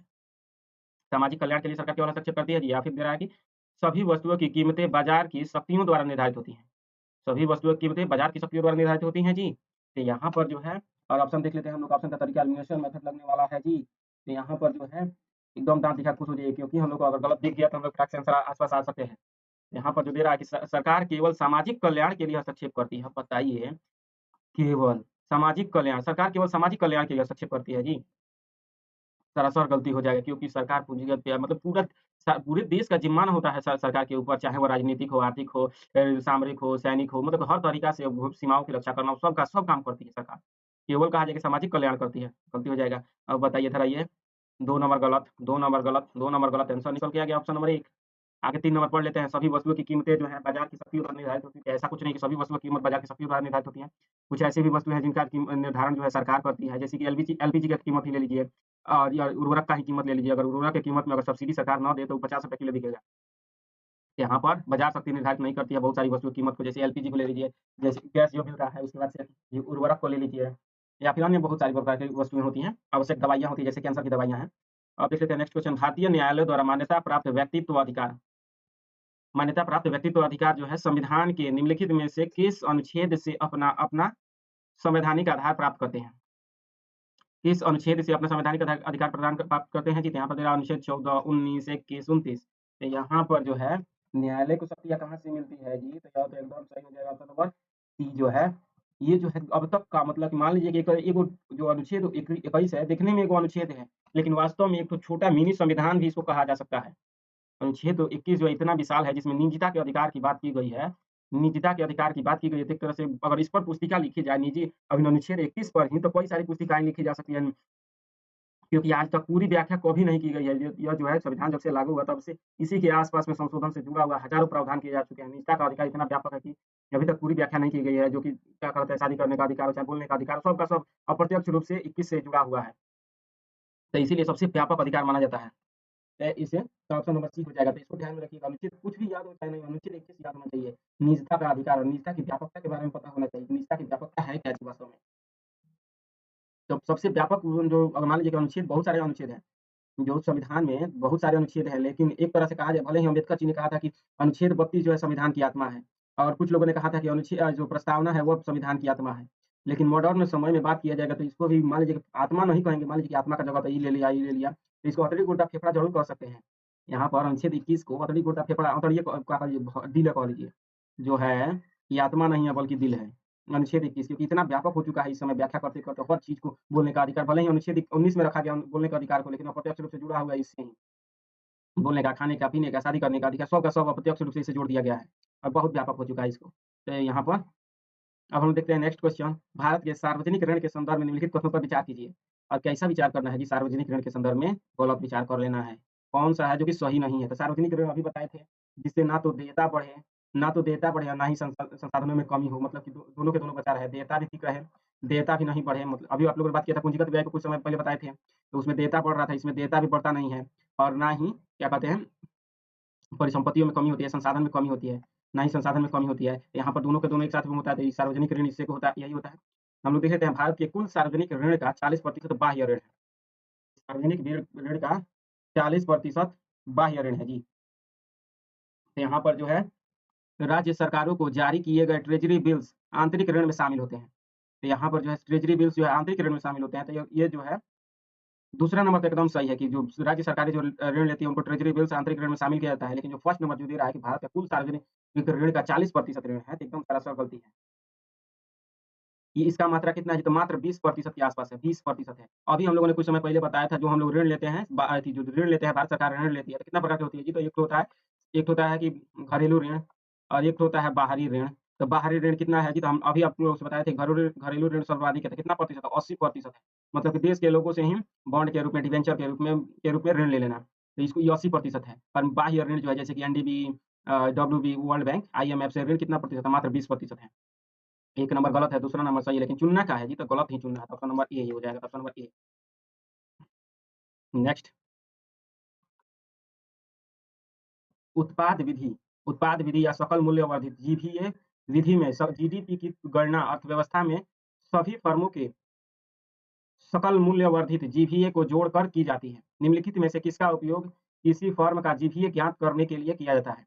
किसी फर्म का जीवीए ज्ञात करने के लिए किया जाता है जी। यहाँ पर जो दे रहा है कि सही कथन का चयन करना है। यहाँ पर दे रहा है फर्म की बिक्रियाँ, वस्तु सूची में परिवर्तन, उपयोग की गई मध्यवर्ती वस्तुओं का मूल्य। तो यहाँ पर जो है यहाँ पर जो स ऑप्शन का तरीका देख लेते हैं आप। यहाँ पर एलिमिनेशन मेथड चीख-चीख के लगने वाला है। यहाँ कैसा है जी? तो यहाँ पर एलिमिनेशन मेथड लगने वाला है, लेकिन ज़्यादा ध्यान देने की ज़रूरत नहीं है। जीवीए के संदर्भ में जिसको बात करेंगे, ये तीनों के तीनों सही है। फार्म की बिक्रियाँ भी इसमें शामिल होती हैं। जीवीए ज्ञात करने के लिए वस्तु सूची में परिवर्तन को भी देखा जाता है। उपयोग की गई मध्यवर्ती वस्तुओं के मूल्य को भी देखा जाता है, तो ऑप्शन नंबर डी हो जाएगा। सभी के सभी को ध्यान में रखकर तब हम लोग जीवीए निकालते हैं। जीव नहीं निकालते हैं जी, जीवीए ग्रॉस वैल्यू एडेड को निकालते हैं। नेक्स्ट क्वेश्चन है, निम्नलिखित में से कौन सा मौद्रिक प्रणाली में कानूनी निविदा को सर्वोत्तम रूप से परिभाषित करता है? मौद्रिक प्रणाली में कानूनी निविदा को परिभाषित करता है। तो यहाँ पर जो दे रहा है कि यहाँ पर कई 4 ऑप्शन दिए हुए हैं, तो कौन सा सही होगा जी? तो यहाँ पर देख लेते हैं हम लोग। यह केंद्रीय बैंक द्वारा जारी की गई और उसके स्वर्ण भंडार द्वारा समर्थित होती है जी, कानूनी निविदा। कानूनी निविदा तो यहाँ पर उसके बाद से दे रहा है, यह एक परक्राम्य लिखित लिखत है जिसे प्राप्तकर्ता भुगतान के माध्यम के रूप में अस्वीकार कर सकता है। उसके बाद से दे रहा है, यह अंतर्राष्ट्रीय व्यापार निपटानों के लिए भारतीय रिजर्व बैंक द्वारा मान्यता प्राप्त विदेशी मुद्रा है, या फिर यह वह मुद्रा का स्वरूप है जिसे देश के भीतर सार्वजनिक तथा निजी सभी प्रकार के भुगतानों के निपटान में अनिवार्य रूप से स्वीकार किया जाना चाहिए। तो यहाँ पर सही आंसर हो जाएगा ऑप्शन नंबर डी हो जाएगा। देश के भीतर ही सार्वजनिक हो या फिर निजी हो, सभी भुगतानों या निपटानों को स्वीकार किया जाना चाहिए, तो उसी को कहते हैं। अब हम देखते हैं नेक्स्ट क्वेश्चन। कानूनी विधा वही ना कहते हैं, कानून के अनुसार जो, जैसे कि हम लोग का 10 का नोट ही है, 20 का नोट, इसको साधारण शब्दों में समझेंगे तो 20 का नोट अगर मान लीजिए कि किसी कोई वस्तु खरीदते हैं किसी से, एक जाकर मान लीजिए कोलगेट ही खरीद लिए, जाकर और उसको देते हैं, कहते हैं कि 20 का नोट है, एकदम रिजर्व बैंक द्वारा कड़कड़िया जारी किया गया, तुरंत जारी किया गया, ले लीजिए हमारे पास से। कोलगेट ले लिया, मुँह में लगा लिए हैं और 20 रुपए दे रहे हैं, कह रहे हैं ना हमको चाहिए, हमारा कोई 20 का नोट नहीं चाहिए, हमको कुछ और ही चाहिए, सोना चाहिए। बस ही पहुँच जाएँगे जे अथी क्या कहते हैं, पुलिस के पास, कहेंगे कि भाई देखिए हमको कोलगेट ले लिया, हम मुँह ब ब्रश भी मुँह में लगा लिए हैं और ये कह रहे हैं हमको 20 रुपए का सोना चाहिए, पैसा नहीं चाहिए। तो पुलिस आएगा और इनको, दुकानदार भाई साहब को पकड़ ले जाएगा। आही से कि 20 का नोट दे रहे हैं तो लेना पड़ेगा, ज़बरदस्ती है ही। एक तरह से आप लोगों को शायद पता भी हो पहले से कि अगर मान लीजिए किसी से कोई सामान ले रहे हैं और उसके बदले में अगर आरबीआई द्वारा जो मुद्रा जारी की गई है, लीगल टेंडर जो है जारी की गई है, यदि वह नहीं लेता है और कहता है कि हमें कोई नोट नहीं बल्कि वोट चाहिए, तो गोटा ले जाकर जेल में ठूँस दिया जाएगा उसको। तो यहाँ पर इसको ध्यान रखिएगा, जो मतलब कि लेना अनिवार्य हो जाता है। 20 का नोट हो या फिर केवल 20 ही का नहीं, 100 का, 5 का, कोई भी नोट हो, सो इसको लेना अनिवार्य हो जाता है। तो इसी को लीगल टेंडर बोलते हैं। अब नेक्स्ट क्वेश्चन है, निम्नलिखित में से कौन-सा से भारतीय रिज़र्व बैंक का कार्य है? भारतीय रिज़र्व बैंक के कार्य हैं जी, और क्या चुनना है? तो सही कथन का चयन करना है। केवल 1 और 3, केवल 2 और 3, 1, 2 और 3 के तरह दिया हुआ है। 4 ठो ऑप्शन दिए हुए हैं। यहाँ पर हम लोग देख लेते हैं कौन-कौन से सही होंगे जी। यहाँ पर दे रहा है भारत में मुद्रा नोट जारी करने का प्राधिकार, इसके बाद से दे रहा है केंद्र और राज्य सरकारों के बैंक के रूप में कार्य करना, और इसके बाद से दे रहा है भारत के विदेशी मुद्रा भंडार का संरक्षण। तो यहाँ पर जो है तीनों के तीनों एकदम सही हैं। तीनों के तीनों का संबंध जो है भारतीय रिज़र्व बैंक के कार्य हैं। ऑप्शन नंबर डी हो जाएगा। ये तो एकदम सिंपल क्वेश्चन था, ज़्यादा भारी नहीं भी है, इसको भारी क्वेश्चन कभी नहीं करेंगे। वैसे क्वेश्चन जो टॉप होते हैं, जो न्यूज़ में नहीं रहते हैं और जो सामान्यतः बुक में भी नहीं मिलते हैं, तो ये टॉप क्लास के होते हैं। ये तो हमेशा हर बुक में मिल जाता है। अब हम देखते हैं नेक्स्ट क्वेश्चन। भारत में हेडलाइन मुद्रास्फीति के संदर्भ में विचार करना। हेडलाइन, सबसे पहले शब्द को तोड़िए। हेडलाइन शब्द को तोड़िए, मतलब कि मुँह पर का हेडलाइन किसको कहते हैं जी? जो टॉपिक पर ऊपर ही लिखा होता है। जैसे कि आप लोग से थोड़ी देर पहले हम बताए थे, ये है जो है विज़न आईएएस का करंट अफेयर का test series, sorry vision IAS का टेस्ट सीरीज़ है, टेस्ट सीरीज़ नंबर 21। तो क्या था? तो वो था हेडलाइन। तो हेडलाइन मुद्रास्फीति को देख लेना है, तो हेडलाइन जो सबसे आगे होता है, सबसे आगे का जो मुद्रास्फीति होता है, मुँह पर का मुद्रास्फीति कह सकते हैं इसको। कौन-कौन सा है जो कि मुँह पर का मुद्रास्फीति है? तो यहाँ पर सही कथन का चयन करना है, एलिमिनेशन मेथड के साथ दिया हुआ है। यहाँ पर एलिमिनेशन मेथड के साथ दिया हुआ है, तो हम लोग देख लेते हैं। ये इसे उपभोक्ता मूल्य सूचकांक या फिर के माध्यम से मापा जाता है हेडलाइन मुद्रास्फीति को। उसके बाद से आरबीआई अधिनियम के अंतर्गत मुद्रास्फीति लक्ष्यीकरण के लिए प्रयुक्त प्रमुख मुद्रास्फीति संकेतक है। और यहाँ पर दे रहा है, यह अल्पकाल में कोर मुद्रास्फीति की तुलना में कम अस्थिर होता है। तो यहाँ पर ये सब याद हो, चाहे नहीं। हेडलाइन मुद्रास्फीति मतलब मुँह पर का मुद्रास्फीति, कहाँ का जी? तो मुँह पर का मुद्रास्फीति। मुँह पर क्या-क्या होता है जी? यही देख लीजिए। अभी मत कहिए कि फोड़ा-फुंसी होता है मुँह पर। मुँह पर क्या होता है? खाना होता है। खाना का जितना भी दाम जो है, रोज़ का रोज़ उपयोग करने वाली जितनी चीज़ें हैं, इनका जब मूल्य बढ़ जाता है, तो उसको कहते हैं हेडलाइन मुद्रास्फीति। हेडलाइन मुद्रास्फीति मतलब कि खाना-पीना, दाल, चावल, आलू, प्याज़, टमाटर का दाम जब बढ़ जाता है, उसको कहते हैं बाप रे बाप! हेडलाइन मुद्रास्फीति बढ़ गया। और इसी के थोड़ा-सा आस-ही-पास में होता है कोर मुद्रास्फीति। कोर मुद्रास्फीति, अब कोर से देखिए, कोर को ही देख लीजिए, भोजपुरी में ही समझिए, हिंदी में ही समझिए। यहाँ पर कोर जो होता है, घर का कोर जो लगा रहता है, ये घर का कोर है। ये क्या करता है? तो घर को मजबूती प्रदान करता है। एक तरह से कोना-कोना जो लगा रहता है, घर को मजबूती प्रदान करता है। तो कौन-सी ऐसी वस्तुएँ हैं जो कि घर को मजबूती अथी घर मतलब कि मुद्रास्फीति मूल्य को मजबूती प्रदान करती हैं? तो वो क्या कर दीजिए, एसी खरीद के रख लीजिए।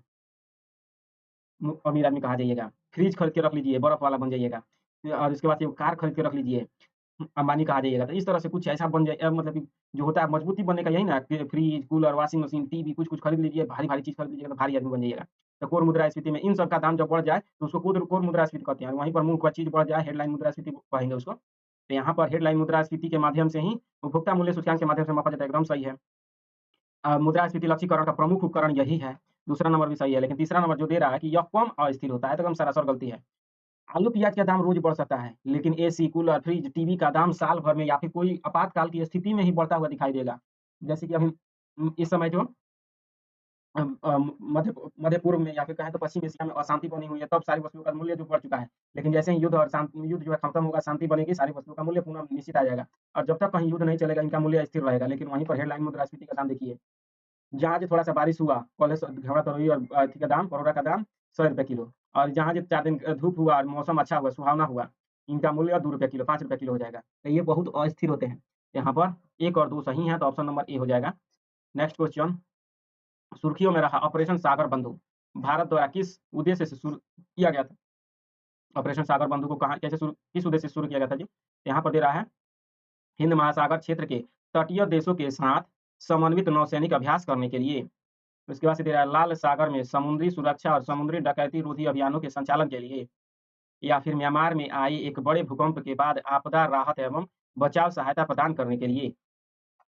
तो उसके बाद से दे रहा है श्रीलंका को मानवीय सहायता एवं आपदा राहत प्रदान करने के लिए। तो यहाँ पर जो है कौन-सा सही हो जाएगा? तो ये आपदा राहत ऑपरेशन सागर बंधु जो है किसके साथ हुआ है? तो श्रीलंका में जो मानवीय सहायता एवं आपदा राहत प्रदान करने के लिए शुरू किया था श्रीलंका में। अब नेक्स्ट क्वेश्चन है, सरकारी क्षेत्र में निम्नलिखित में से किन्हें बैंक कहा जाता है? बैंक किसको कहते हैं जी सरकारी क्षेत्र में? तो यहाँ पर दे रहा है, कूट का प्रयोग कर सही कथन का चयन कर लेना है। सही कथन का चयन करना है। यहाँ पर दे रहा है प्राथमिक कृषि ऋण समितियाँ, शहरी सहकारी ऋण बैंक, उसके बाद से राज्य सहकारी बैंक, केंद्रीय सहकारी बैंक। यहाँ पर जो है, यहाँ पर जो दे रहा है कि 2, 3 और 4, यहाँ पर देख लेते हैं ऑप्शन का तरीका क्या है। एलिमिनेशन मेथड चीख-चीख कर लगने वाला है। जैसे ही हम लोग को एक भी सही गलती मिल जाए तो बैंक किसको कहेंगे जी? तो यहाँ पर प्राथमिक कृषि ऋण समितियाँ, तो ये जो है बैंक नहीं होती हैं। क्यों जी? तो सहकारी ऋण समितियाँ बैंक क्यों नहीं होती? तो बैंक का मुख्य कार्य होता है एक व्यापक क्षेत्र में, मतलब कि किसी के भी साथ भेदभाव नहीं करेगा। कि सबको समान भाव से ऋण देगा और ऋण की वसूली करेगा। लेकिन ये जो है ऋण समितियाँ क्या करती हैं? जो अपने सदस्यों को ही केवल ऋण देती हैं। जितने सदस्य होंगे सहकारी समितियों के, उन्हीं में केवल ऋणों का बँटवारा किया जाएगा, ना कि किसी और को ऋण दिया जाएगा। इसीलिए ये बैंक नहीं कहलाती हैं। ये जो है शहरी सहकारी बैंक हैं, ये कहलाते हैं राज्य सहकारी बैंक, केंद्रीय सहकारी बैंक, लेकिन ये नहीं होती हैं। यहाँ पर एलिमिनेशन मेथड भी लग सकता था, एक गलत हो जाएगा, एक गलत हो जाएगा, एक गलत हो जाएगा, ऑप्शन नंबर सी निकल कर चला आएगा। नेक्स्ट क्वेश्चन, निम्नलिखित पर विचार कीजिए। विचार कर लेते हैं जी। यहाँ पर दे रहा है आरबीआई ऋण प्रदान कर सकता है। आरबीआई जो है किन्हें जो है आरबीआई जो है किन्हें अपना ऋण प्रदान कर सकता है? तो यहाँ पर दे रहा है भारत सरकार, राज्य सरकारें, बैंक, कॉर्पोरेट निकाय। यहाँ पर ऑप्शन का तरीका क्या, केवल 1, केवल 2, केवल 3 ऐसे करके दिया हुआ है। तो यहाँ पर देख लेते हैं हम लोग, जो यहाँ पर भारत सरकार जो है आरबीआई ऋण प्रदान करता है, एकदम सही है।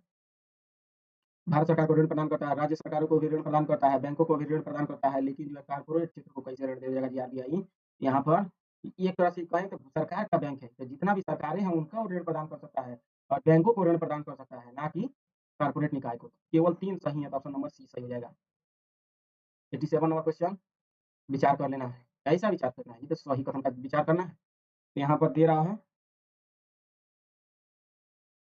एक खुली अर्थव्यवस्था में अर्थव्यवस्था की बचत वर्ष के दौरान अर्थव्यवस्था के बचत वर्ष के दौरान पूंजी निर्माण के बराबर होती है। खुली अर्थव्यवस्था में अर्थव्यवस्था की बचत वर्ष के दौरान पूंजी निर्माण के बराबर होती है, या फिर गैर वित्तीय निगमों के लिए निवल बचत उनकी निवल प्रयोज्य आय के बराबर होती है। तो यहाँ पर बी नंबर तो एकदम सही है, क्योंकि जो होता है जो गैर वित्तीय निगम होते हैं उनकी निवल बचत जो होती है उनकी निवल प्रयोज्य आय के ही बराबर होती है, अर्थात जितना वे जो आय करते हैं उसके बचत उनको मान लिया जाता है। लेकिन जो फर्स्ट नंबर जो दे रहा है खुली अर्थव्यवस्था में कि बचत वर्ष के दौरान पूंजी निर्माण के बराबर होती है, तो नहीं, पूंजी निर्माण से कम होती है। बचत जो होता है जो खुली अर्थव्यवस्था का है, यहाँ पर बचत बहुत कम होता है। जैसे कि मान लीजिए कि जो बंद अर्थव्यवस्था होता है तो उसमें उसमें के लोग सोचते हैं कि 10 रुपए हमारे पास है तो 2 रुपए खा जाएँ और 10 8 रुपए क्या करें बैंक में बचा के रख देंगे, ताकि कल भविष्य में, मतलब कि 8 रुपया है जो कि थैली में रख के और जमीन में गाड़ दे कि जब समस्या का समय आएगा तो इसको काम करेंगे। 8 रुपया तुड़वा के रख देते हैं पहले, जैसे कि पुराने ज़माने में देखिएगा तो थैली में गाड़-गाड़ के पैसा रखते थे। लेकिन लेकिन वर्तमान में ये क्या कर रहा है खुली अर्थव्यवस्था। खुली अर्थव्यवस्था में क्या होगा जी, तो रोज़ कंपनियाँ लगती हैं, बैंक लगते हैं, रोज़ का रोज़ आय हो रहा है, अधिक से अधिक आय हो रहा है, तो इससे क्या होगा? जैसे ही मान लीजिए कि एक आदमी का 10 रुपए आय है, तो 10 रुपए जब लाएगा तो 2 रुपए खा जाएगा, ठीक है? 8 रुपए क्या करेगा? इसमें से सोचेगा कि ये 8 रुपए बैंक में रख दे। ये बैंक में रख दे, बैंक में भी जाएगा तो ये क्या हो जाएगा? बचत मान लिया जाएगा इसको। लेकिन ये क्या करेगा? बैंक में रखेगा तो सोचेगा उसको तो ज़्यादा रिटर्न नहीं मिला, तो 1 रुपया बैंक में रखेगा और बकिया क्या करेगा? ले जाके शेयर मार्केट में खपा देगा। तो शेयर मार्केट में खपा देगा तो बचत वर्ष के दौरान बचत कम हो जाती है, लेकिन यहाँ पर फर्क ज़्यादा हो जाता है, तो यहाँ पर 1 नंबर गलत है, दूसरा नंबर सही है, तो ऑप्शन नंबर बी हो जाएगा। पर ज़्यादा हौच-पौच हो गया, छोटी जगह पर ज़्यादा अक्षर लिख दिया, अगला बार से यहाँ पर जो जगह बाकी है उस पर लिखेंगे। नेक्स्ट क्वेश्चन, इसकी कलर साइज़ को थोड़ा पतला कर लेते हैं, क्योंकि इससे लिखने में थोड़ा दिक्कत हो रहा है, क्योंकि ज़्यादा हौच-पौच हो जा रहा है। अब हम लोग पतला से लिखेंगे तो ज़्यादा हौच-पौच नहीं होगा।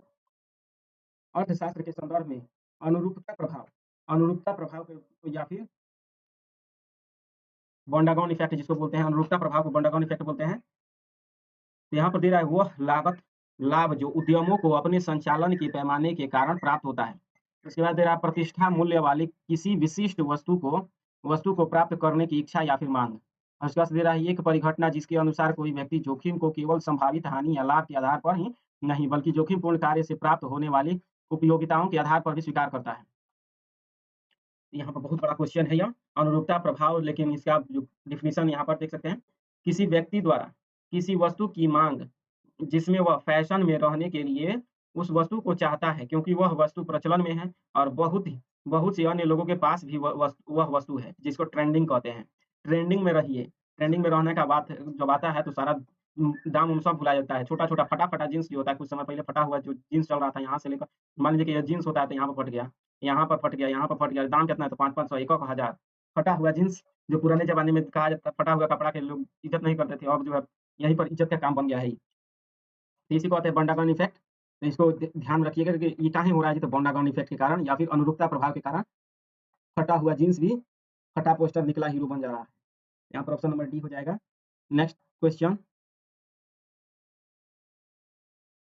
बैंकिंग के संदर्भ में विचार करना है। संदर्भ में कौन सा से कथन जो है हेयर कट पद का सर्वोत्तम वर्णन करता है, हेयर कट पद का वर्णन करता है। हेयर कट को देख लेते हैं। हेयर कट पद का वर्णन यहाँ पर दे रहा है, यह ऋण राशि और संपार्श्विक परिसंपत्ति के वास्तविक मूल्य के बीच का अंतर है। और ऋण राशि और संपार्श्विक परिसंपत्ति के वास्तविक मूल्य के बीच का अंतर है जी, तो यहाँ पर अब यहाँ पर आगे बढ़ने की जरूरत नहीं पड़ेगी, हेयर कट इसको बोलते ही हैं। तो ऑप्शन नंबर ए हो जाएगा। आगे पढ़ने की ज़्यादा जरूरत नहीं, क्योंकि हम लोग का समय अब आस-पास आ चुका है, 1 घंटे के आस-पास थोड़ा-सा पहुँच चुके हैं हम लोग। इसको जल्दी-जल्दी क्वेश्चन को 10 क्वेश्चन है, बाकी 11 क्वेश्चन को हम लोग जल्दी-जल्दी सॉल्व करेंगे। निम्नलिखित में से कितने जो हैं जल निकाय दक्षिण सागर का भाग है, दक्षिण महासागर का भाग है जी, तो यहाँ पर सही कथन का चयन करना है। कितने जल निकाय हैं जो दक्षिण महासागर के भाग हैं? यहाँ पर दे रहा है वेडेल सागर, रॉस सागर, वेलिंग वेलिंग्सहाउसन सागर या फिर टायरेनियन सागर। तो यहाँ पर जो सही आंसर हो जाएगा, आप देख लेते हैं ऑप्शन का तरीका क्या है, केवल 1, केवल 2, केवल 3, सभी 4 जो दे रहा है। यहाँ पर जो है दक्षिणी महासागर में स्थित है, तो यहाँ पर बेडल सागर एकदम है। रॉस सागर कहाँ पर है जी, तो रॉस सागर भी है। उसके बाद से वेलिंगटन हाउस सागर जो है, तो यहाँ पर ये सभी के सभी जो दक्षिणी महासागर का भाग है, मतलब दक्षिणी महासागर किसको बोलते हैं जी, तो दक्षिणी पोल या फिर कहें तो अंटार्कटिक जो महाद्वीप है उसके चारों तरफ जो फैले महासागर हैं, उसमें बेडल है, रॉस है और वेलिंग्सहाउसन है। लेकिन जो टिरेनियन सागर का नाम तो हमेशा सुने होंगे, ये जो है भूमध्य सागर से जुड़ा हुआ है। कहाँ पर है, तो भूमध्य सागर से जुड़ा हुआ है। यहाँ पर यह गलत हो जाएगा, भूमध्य सागर से जुड़ा हुआ है कौन जी, तो टेरेनियन सागर। तो यहाँ पर चारों के चारों दक्षिणी महासागर से जुड़े हुए हैं, सॉरी 3 जुड़े हुए हैं, तो यहाँ पर ऑप्शन नंबर केवल सी हो जाएगा, केवल 3। नेक्स्ट क्वेश्चन है, केसलर सिंड्रोम पद से तात्पर्य उस स्थिति से है जिसमें क्या जी, केसलर सिंड्रोम यहाँ पर दे रहा है तीव्र सौर उपग्रह संचार प्रणालियों को बाधित कर देती है। केसलर सिंड्रोम तीव्र सौर उपग्रह संचार प्रणालियों को बाधित कर देती है जी। उसके बाद से है जलवायु फीडबैक तंत्र ध्रुवीय हिम के अपरिवर्तनीय क्षय का कारण बनते हैं। केसलर सिंड्रोम आप लोग को पता होगा, तो ये सबको बार-बार देखने का ज़रूरत ही नहीं पड़ेगा, बार-बार जूनोटिक रोगों का महाद्वीपों में प्रसार होना। यहाँ पर केसलर सिंड्रोम का जो तीनों के तीनों तो ऊपर गलती थी, यहाँ पर कक्षीय मलबे का संचलन उपग्रहों के बीच टकराव श्रृंखलाबद्ध टक्कर को जन्म देती है। तो केसलर सिंड्रोम किसको कहते हैं जी? तो यहाँ पर जो मान लीजिए कि पृथ्वी है, तो हम लोग बार-बार अंतरिक्ष काहे के लिए भेजते हैं जी? तो यहाँ पर अंतरिक्ष में सैटेलाइट भेजते हैं। काहे के लिए सैटेलाइट? तो पहले भेजा जाता था सैटेलाइट जो था सच्चे अच्छे कामों के लिए भेजा जाता था। जाके जाइए उपग्रह से यहाँ पर इमेजिंग कीजिए, भूमि के बारे में पता लगाइए, नए-नए रिसर्च के बारे में खोज कीजिए, छोटे-छोटे कामों के लिए मतलब छोटे-छोटे नहीं, बड़े-बड़े कामों के लिए भेजा जाता था उपग्रह, चंद्रमा पर, शुक्र पर मिशन भेजे जाते थे पहले। तो इसे इसे छोटे बार-बार मतलब उतना ज़्यादा जो सैटेलाइट नहीं भेजा जाता था, लेकिन अब देखिए यहाँ पर अब क्या भेजा जा रहा है जी? तो जाइए बिस्कुट का फैक्ट्री का पता लगाइए, जाइए गैस को पता लगाइए, मतलब कहाँ से मीथेन निकल रहा है, जाइए अंतरिक्ष में और देखिए तो मतलब छोटे-छोटे कामों के लिए, हर काम के लिए सैटेलाइट, हर काम के लिए सैटेलाइट। बाबू का पता लगाना है, बाबू है कहाँ पर बिसा मिठाई खा रहा है, उसका भी पता लगाने के लिए सैटेलाइट लग चुका है। कहाँ पर है जो कि पटाखा फोड़ा जा रहा है, कहाँ पर बम फोड़ा जा रहा है, उसको भी अब देखिए, अब पृथ्वी का कक्षा तो निश्चित है, ब्रह्मांड जो पृथ्वी के आस-पास के जो क्षेत्र हैं सीमांकित हैं। अभी देखिएगा ये सब के सब गोल-गोल नाच रहे हैं। मान लीजिए कि सब का सब एक स्पीड में नाच रहे हैं। एक एक साथ में एक गति से नाच रहे हैं तब तक ठीक है। लेकिन एक बार गलती हुई, इसी का मान लीजिए कि जो बिस्कुट बाबू का पता लगाने वाला मशीनिया गया है, इसका इंजन तनी से खराब हो गया, ये रुक गया, बस पीछे से आके धक्का धा सब का सब ला के फटाफट धक्का मार देगा। जैसे ही धक्का मारेगा, एगो का तो दिमाग खराब था, सब का सब खत्म। तो इसी को केस्लर सिंड्रोम बोलते हैं, जो अंतरिक्ष का जो कक्षा का क्षेत्रफल है बहुत कम, मतलब एक सीमित है, कम नहीं है, सीमित है, जिसके कारण एक सीमा तक ही यहाँ पर जो उपग्रह प्रक्षेपित किया जा सके। इसके बाद से अगर प्रक्षेपित किया जाएगा तो एक दूसरे को धक्का मारेगा, दूसरा तीसरा को धक्का मारेगा, तीसरा चौथा को, ऐसे ही धक्का मारते-मारते एक ऐसा समय आएगा जो अंतरिक्ष में जितने भी सारे उपग्रह भेजे गए हैं, सब के सब एक दूसरे को धक्का मारेंगे और ये एक तरह से सभी के सभी समाप्त हो जाएँगे। ऐसी परिकल्पना की थी प्रोफेसर केस्लर जो थे, जो अंतरिक्ष अंतरिक्ष मतलब कि कॉस्मोलॉजी के विशेषज्ञ थे, तो यहाँ पर यही है, अंतरिक्ष मलबे से जुड़ा हुआ है। नेक्स्ट क्वेश्चन देख लेते हैं। निम्नलिखित समितियों पर विचार कीजिए। विचार कर लेते हैं समितियों के संदर्भ में। यहाँ पर दे रहा है, कौन-सी भारत में बैंकिंग क्षेत्रक सुधारों से संबंधित है? कौन-सी समितियाँ जो हैं बैंकिंग क्षेत्रक सुधारों से संबंधित हैं? तो यहाँ पर दे रहा है नरसिम्हम समिति, नरसिम्हा समिति, उसके बाद से दे रहा है उर्जित पटेल समिति, रघुराम राजन समिति, एन.के. सिंह समिति, नचिकेत मोर सिंह समिति। तो यहाँ पर जो है नरसिंहम समिति तो एकदम सही है। नरसिंहम समिति का गठन कब हुआ था जी? तो 1991 में जो महामंदी आई थी, तो वहाँ पर महामंदी से निकलने के लिए और निकलने के बाद 2 बार गठित की गई थी। 1991 में भी और 1998 में भी नरसिंहम समिति गठित की गई थी, बैंकों के सुधार से। बैंक का कैसा सुधार किया जाए ताकि दोबारा मंदी की गंदी नज़र भारतीय अर्थव्यवस्था पर ना पड़े, इसीलिए। रघुराम राजन समिति भी जो थी 2007 में गठित की गई थी। ये भी बैंकिंग क्षेत्र के सुधार से संबंधित थी। उर्जित पटेल समिति, इसके बाद से देख लेते हैं जो यहाँ पर एन.के. सिंह समिति दे रहा है। नचिकेत मोर समिति जब देखेंगे तो यह भी है जो है, इसी में तो यहाँ पर जेजेएम जन क्या कहते हैं इसको, जितना भी ये जो चल रहा है वर्तमान में, जो क्या कहते हैं पेमेंट्स बैंक है, भुगतान बैंक, यहाँ पर छोटे-छोटे जितने भी बैंकिंग में सुधार हुए हैं 2015 के बाद से, जितने भी बैंकिंग में सुधार हुए हैं, चाहे वहाँ पर कैशलेस लेन-देन की बात हो, चाहे फिर स्मॉल फाइनेंस बैंक की बात हो, ये सभी के सभी सिफारिश किसने की थी जी? तो नचिकेत मोर समिति ने की थी। यह भी बैंकिंग क्षेत्र के सुधार से संबंधित है।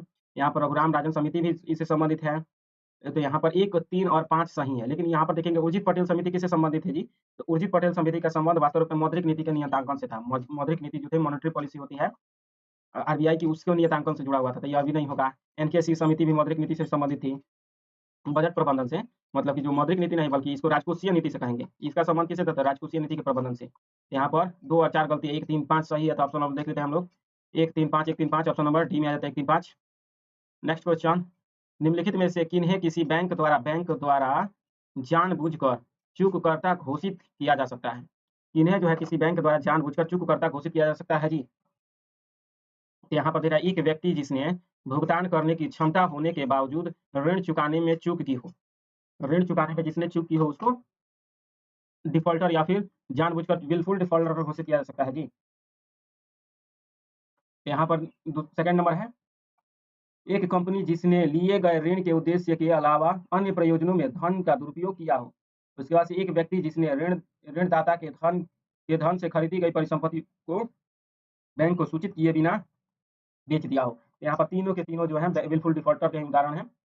विलफुल डिफ़ॉल्टर किसको कहते हैं जी? तो जानबूझकर, मान लीजिए कोई व्यक्ति है, ए नामक व्यक्ति है, इसने ऋण लिया बैंक से जाकर ऋण ले लिया, लेकिन जानबूझकर इसको ऋण चुकाना नहीं पड़ता है, तो चुका नहीं रहा है। तो किस कारण से कहा जा सकता है? तो उसकी बहुत सारी परिभाषाएँ हैं, या फिर क्या करे, पैसा को ले जाकर कहे कि हमको लगाना है मान लीजिए कि हमको लगाना है मुर्गी फार्म, और जाकर पैसा क्या कर दें, शराब पी जाए। तो ये क्या कहेंगे, और जाके शराब पी जाए और भाग जाए, तो उसको भी विलफुल डिफ़ॉल्टर कहेंगे। या फिर ये अपना मुर्गी फार्म बनाए, बैंक को दिखा दे कि देखिए हमने मुर्गी फार्म बना दिया है, लेकिन ये क्या करे, थोड़े दिन बाद ही मुर्गी फार्म दूसरे के हाथ से बेच कर गायब हो जाए, 9-11 हो जाए। तो भले ही मुर्गी फार्म बनाया है 10 लाख रुपए का, और 10 लाख रुपए में बनाया और 2 लाख रुपया ज़्यादा लेके 12 लाख रुपए में किसी से बेच दिया और भाग गया, तो उसको भी विलफुल डिफ़ॉल्टर बोलेंगे। यहाँ पर तीनों के तीनों सही है, तो ऑप्शन नंबर डी हो जाएगा। नेक्स्ट क्वेश्चन, निम्नलिखित युग्मों पर विचार कीजिए। तो विचार कर लेते हैं, क्या विचार करना है जी? तो सही कथन पर विचार करना है। किस संदर्भ में विचार करना था? उत्सव और राज्य। कौन-सा उत्सव किस राज्य में मनाया जाता है? तो यहाँ पर दे रहा है गलदान नामचोट, नागालैंड। गलदान नामचोट कह रहा है कि नागालैंड में मनाया जाता है जी। इसके बाद से दे रहा है कि कार्तिगई दीपम उत्सव, तमिलनाडु। चराई-चुंग उत्सव, असम। तो यहाँ पर चराई-चुंग उत्सव तो बार-बार सुर्खियों में रहा था, एकदम सही हो जाएगा असम। यहाँ पर ये समझ में नहीं आ सकता है, लेकिन इससे समझ में आ जाएगा, कार्तिगई। कार्तिगई का संबंध भगवान कार्तिकेय जो हैं, या फिर उनको दक्षिण में मुरुगन भी कहा जाता था।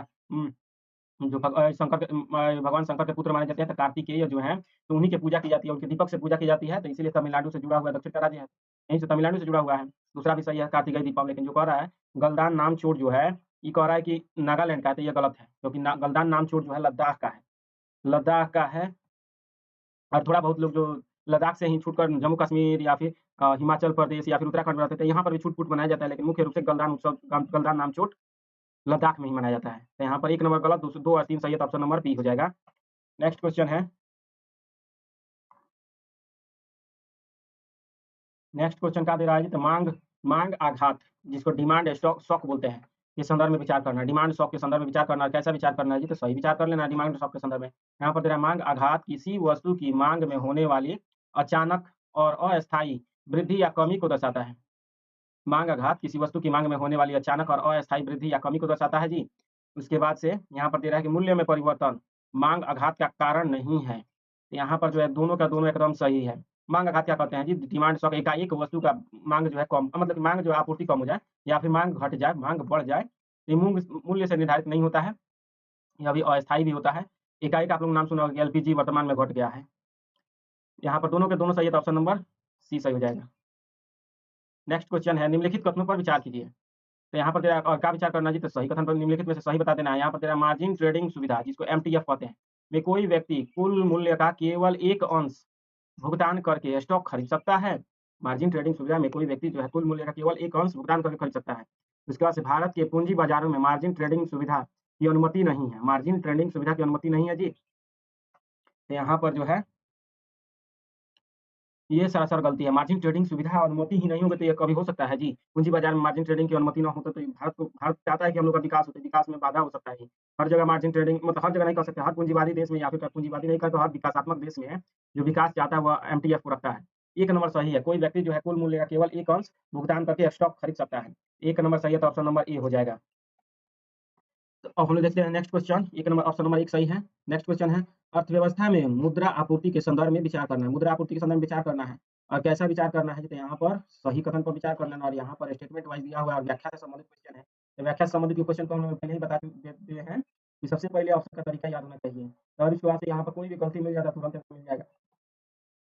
और अगर आंसर एक ही हो जाए और दोनों सही हो, तो यहाँ पर सेकंड नंबर ऑप्शन पढ़िए, फर्स्ट और बीच में लगाइए, इसलिए क्या लगाइए, इसलिए।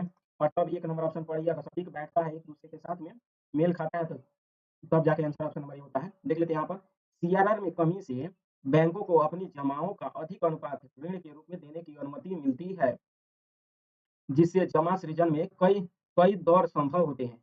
यहाँ पर जो है ये दूसरा नंबर तो एकदम सही है। उसके बाद से दे रहा है कि पूरे परिभाषा के साथ हुआ है। उसके बाद से दे रहा है इसलिए, अब हम लोग लगाते हैं इसलिए कम नकद आरक्षित अनुपात सीआरआर बैंकिंग प्रणाली में मुद्रा गुणक के संभावित आकार को बढ़ाता है। तो यहाँ पर जो है एकदम सटीक ही बैठ रहा है दोनों के दोनों। भले ही आप लोग को सुनने में थोड़ा-सा इसलिए लगा कर, दोनों को समझ के पढ़िएगा, बीच में इसलिए लगाइएगा तो सटीक बैठ जाएगा ये। यहाँ पर ऑप्शन नंबर ए हो जाएगा, एक-दूसरे की व्याख्या भी करता है यह। नेक्स्ट क्वेश्चन है, अस्थायी जमा सुविधा, जिसको एसडीएफ बोलते हैं, के संदर्भ में विचार करना है। एसडीएफ के संदर्भ में विचार कर लेना है। हम लोग विचार कर लेते हैं एसडीएफ के संदर्भ में। और यहाँ पर बड़ा-सा क्वेश्चन है, तो इसका ऑप्शन देखेंगे किस तरह से दिया हुआ है जी। तो केवल 1, केवल 2, के सभी 3, कोई भी नहीं दिया हुआ है, तो हम देख लेते हैं कौन-कौन से सही हो सकते हैं इसमें। एसडीएफ के संदर्भ में यहाँ पर दे रहा है कि एसडीएफ के अंतर्गत जब अंतर बैंक तरलता पूरी तरह समाप्त हो जाती है, अंतर बैंक तरलता पूरी तरह समाप्त हो जाती है, तब बैंक आपात स्थिति में आरबीआई से धन उधार ले सकते हैं। तब जो है बैंक आपात स्थिति में आरबीआई से धन उधार ले सकते हैं। तो यहाँ पर उसके बाद से देखेंगे, इसके अंतर्गत बैंक जो है सरकारी प्रतिभूतियाँ गिरवी रखे बिना, जो बैंक जो है सरकारी प्रतिभूतियों को गिरवी रखे बिना आरबीआई से धन उधार ले सकते हैं जी। उसके बाद से दे रहा है तरलता समायोजन सुविधा के सभी सहभागी एसडीएफ योजना में भाग लेने के पात्र होते हैं। तो यहाँ पर जो है 3 नंबर तक एकदम सही हो जाएगा। 3 नंबर से ही शुरू कर देते हैं, 3 नंबर एकदम सही हो जाएगा। लेकिन यहाँ पर अब बताइए, कोई ऐसा भी सरकारी बैंक है जो कि बिना गिरवी रखे और मतलब कि को बिना गिरवी रखे आरबीआई से लोन ले लेते जी? बिना गिरवी रखे रख सकता है बैंक जो है, बैंक यहाँ पर मान लीजिए आरबीआई है। ये जो एसडीएफ लाया गया है, इसके तहत बिना गिरवी गिरवी मतलब कि कोई भी बॉन्ड लिए यहाँ पर बैंक जो है अपना पैसा ले जाकर दे सकते हैं। बैंक ले जाकर आरबीआई को दे सकते हैं, ले नहीं सकते हैं। इसके तहत ले नहीं सकते हैं, दे सकते हैं। जैसे सेठ जी को जितना पैसा मन हो उतना जाकर दे दीजिए, लेकिन लेना होगा तो नो मतलब कहाँ-कहाँ जाके गोड़ अथी करवा देंगे, गोड़ तोड़ देंगे अगर पैसा लेना हो, आप चप्पल घिसवा देंगे आपका सेठ जी से पैसा लेना हो वापस तो। यहाँ पर और है कि बिना गिरवी लिए रखे तो एकदम सरासर गलती है। उसके बाद से पूरी तरह समाप्त हो जाती है। तो यहाँ पर जब कह रहा है कि पूरी तरह समाप्त नहीं होती, जब उनके बैंकों के पास जब तरलता अधिक हो जाती है, जब बैंकों के पास पैसा जब मान लीजिए कि रात भर के लिए काम कर रहे हैं, बैंक दिन भर काम किए, उनके पास क्या हुआ जी तो ₹10 बच गया, रात शाम के समय ₹10 बच गया। तो इसके लिए कोई बॉन्ड बनाने की ज बॉन्ड बनाएँगे तो आधा घंटा, 1 घंटा फिर समय लगेगा। इसीलिए बैंक क्या करते हैं जी, तो बिना बॉन्ड के ले जाकर ₹10 सीधे आरबीआई को देते हैं। कैसे कि आरबीआई पर ढेर भरोसा है। आरबीआई पे भरोसा है तो ₹10 वाली जगह तुरंत आरबीआई को देते हैं और कहता है ठीक है, कल सुबह ले लीजिएगा। तो ये ₹10 ये सुबह में वापस ले लेते हैं। यहाँ पर 1 नंबर विकल्प हो जाएगा। तीसरा सही है तो ऑप्शन नंबर केवल 1 सही हो जाएगा। नेक्स्ट क्वेश्चन है अर्थव्यवस्था में मुद्रा की माँग में वृद्धि होने पर भारतीय रिज़र्व बैंक द्वारा अपनाई जाने वाली सबसे संभावित मौद्रिक नीति प्रक्रिया कौन-सी होगी? सबसे संभावित मौद्रिक नीति प्रक्रिया जो है यहाँ पर दे रहा है भारतीय रिज़र्व बैंक खुले बाज़ार में सरकारी प्रतिभूतियों का विक्रय करेगा। उसके बाद से भारतीय रिज़र्व बैंक ऋण लेने की दर को हतोत्साहित करने के लिए रेपो दर में वृद्धि करेगा। यहाँ पर जो है रेपो दर में वृद्धि करेगा जी। उसके बाद तेरा भारतीय रिज़र्व बैंक खुले बाज़ार में सरकारी प्रतिभूतियों का क्रय करेगा। यहाँ पर जो है यही सही हो जाएगा। भारतीय रिज़र्व बैंक जो है खुले बाज़ार में सरकारी प्रतिभूतियों का क्रय करेगा, जिससे कि क्रय करने से क्या होगा जी, तो जो प्रतिभूतियाँ जो लोगों के पास है उनसे ले लेगा प्रतिभूतियाँ बैंक आरबीआई और उनको क्या करेगा, पैसा पेमेंट कर देगा। पैसा जैसे ही पेमेंट करेगा नोट का बड्डी जब आएगा तो बाज़ार में लोग सोचेंगे अब का पैसा जब आ गया तो चलो अथी क्या कहते हैं रेस्टोरेंट में, तो यहाँ पर कबाब खाते हैं, पिज़्ज़ा खाते हैं, चाउमीन खाते हैं, तो क्या होगा तरलता बढ़ती चली जाएगी। यहाँ पर सी नंबर सही हो जाएगा। यहाँ पर सी नंबर सही हो जाए। अब हम लोग का 100 नंबर क्वेश्चन और लास्ट क्वेश्चन है इस क्लास का। यहाँ पर निम्नलिखित में से कौन-सा कथन जो है पिगोवियन कर का सर्वोत्तम वर्णन करता है? पाइगोवियन जिसको ही कहीं-कहीं बहुत सारे बुक में पाइगोवियन लिखा रहता है। यहाँ पर दे रहा है कि यह उस बाज़ार लेन-देन पर लगाया जाने वाला कर है जो नकारात्मक बाह्यताएँ उत्पन्न करती है। यहाँ पर पिगोवियन कर के संदर्भ में आगे पढ़ने की ज़्यादा ज़रूरत नहीं है। पिगोवियन जो है जो भी प्रदूषण करने वाले जो उद्योग होते हैं, प्रदूषक उद्योग होते हैं, तो उन पर लगाया जाता है यह। जो भी उद्योग ज़्यादा प्रदूषण करते हैं, उन पर यह पिगोवियन टैक्स लगाया जाता है। तो ऑप्शन नंबर ए ही हो जाएगा, ताकि प्रदूषण ना करें। अब हम लोग मिलेंगे नेक्स्ट क्लास में, तब तक के लिए धन्यवाद।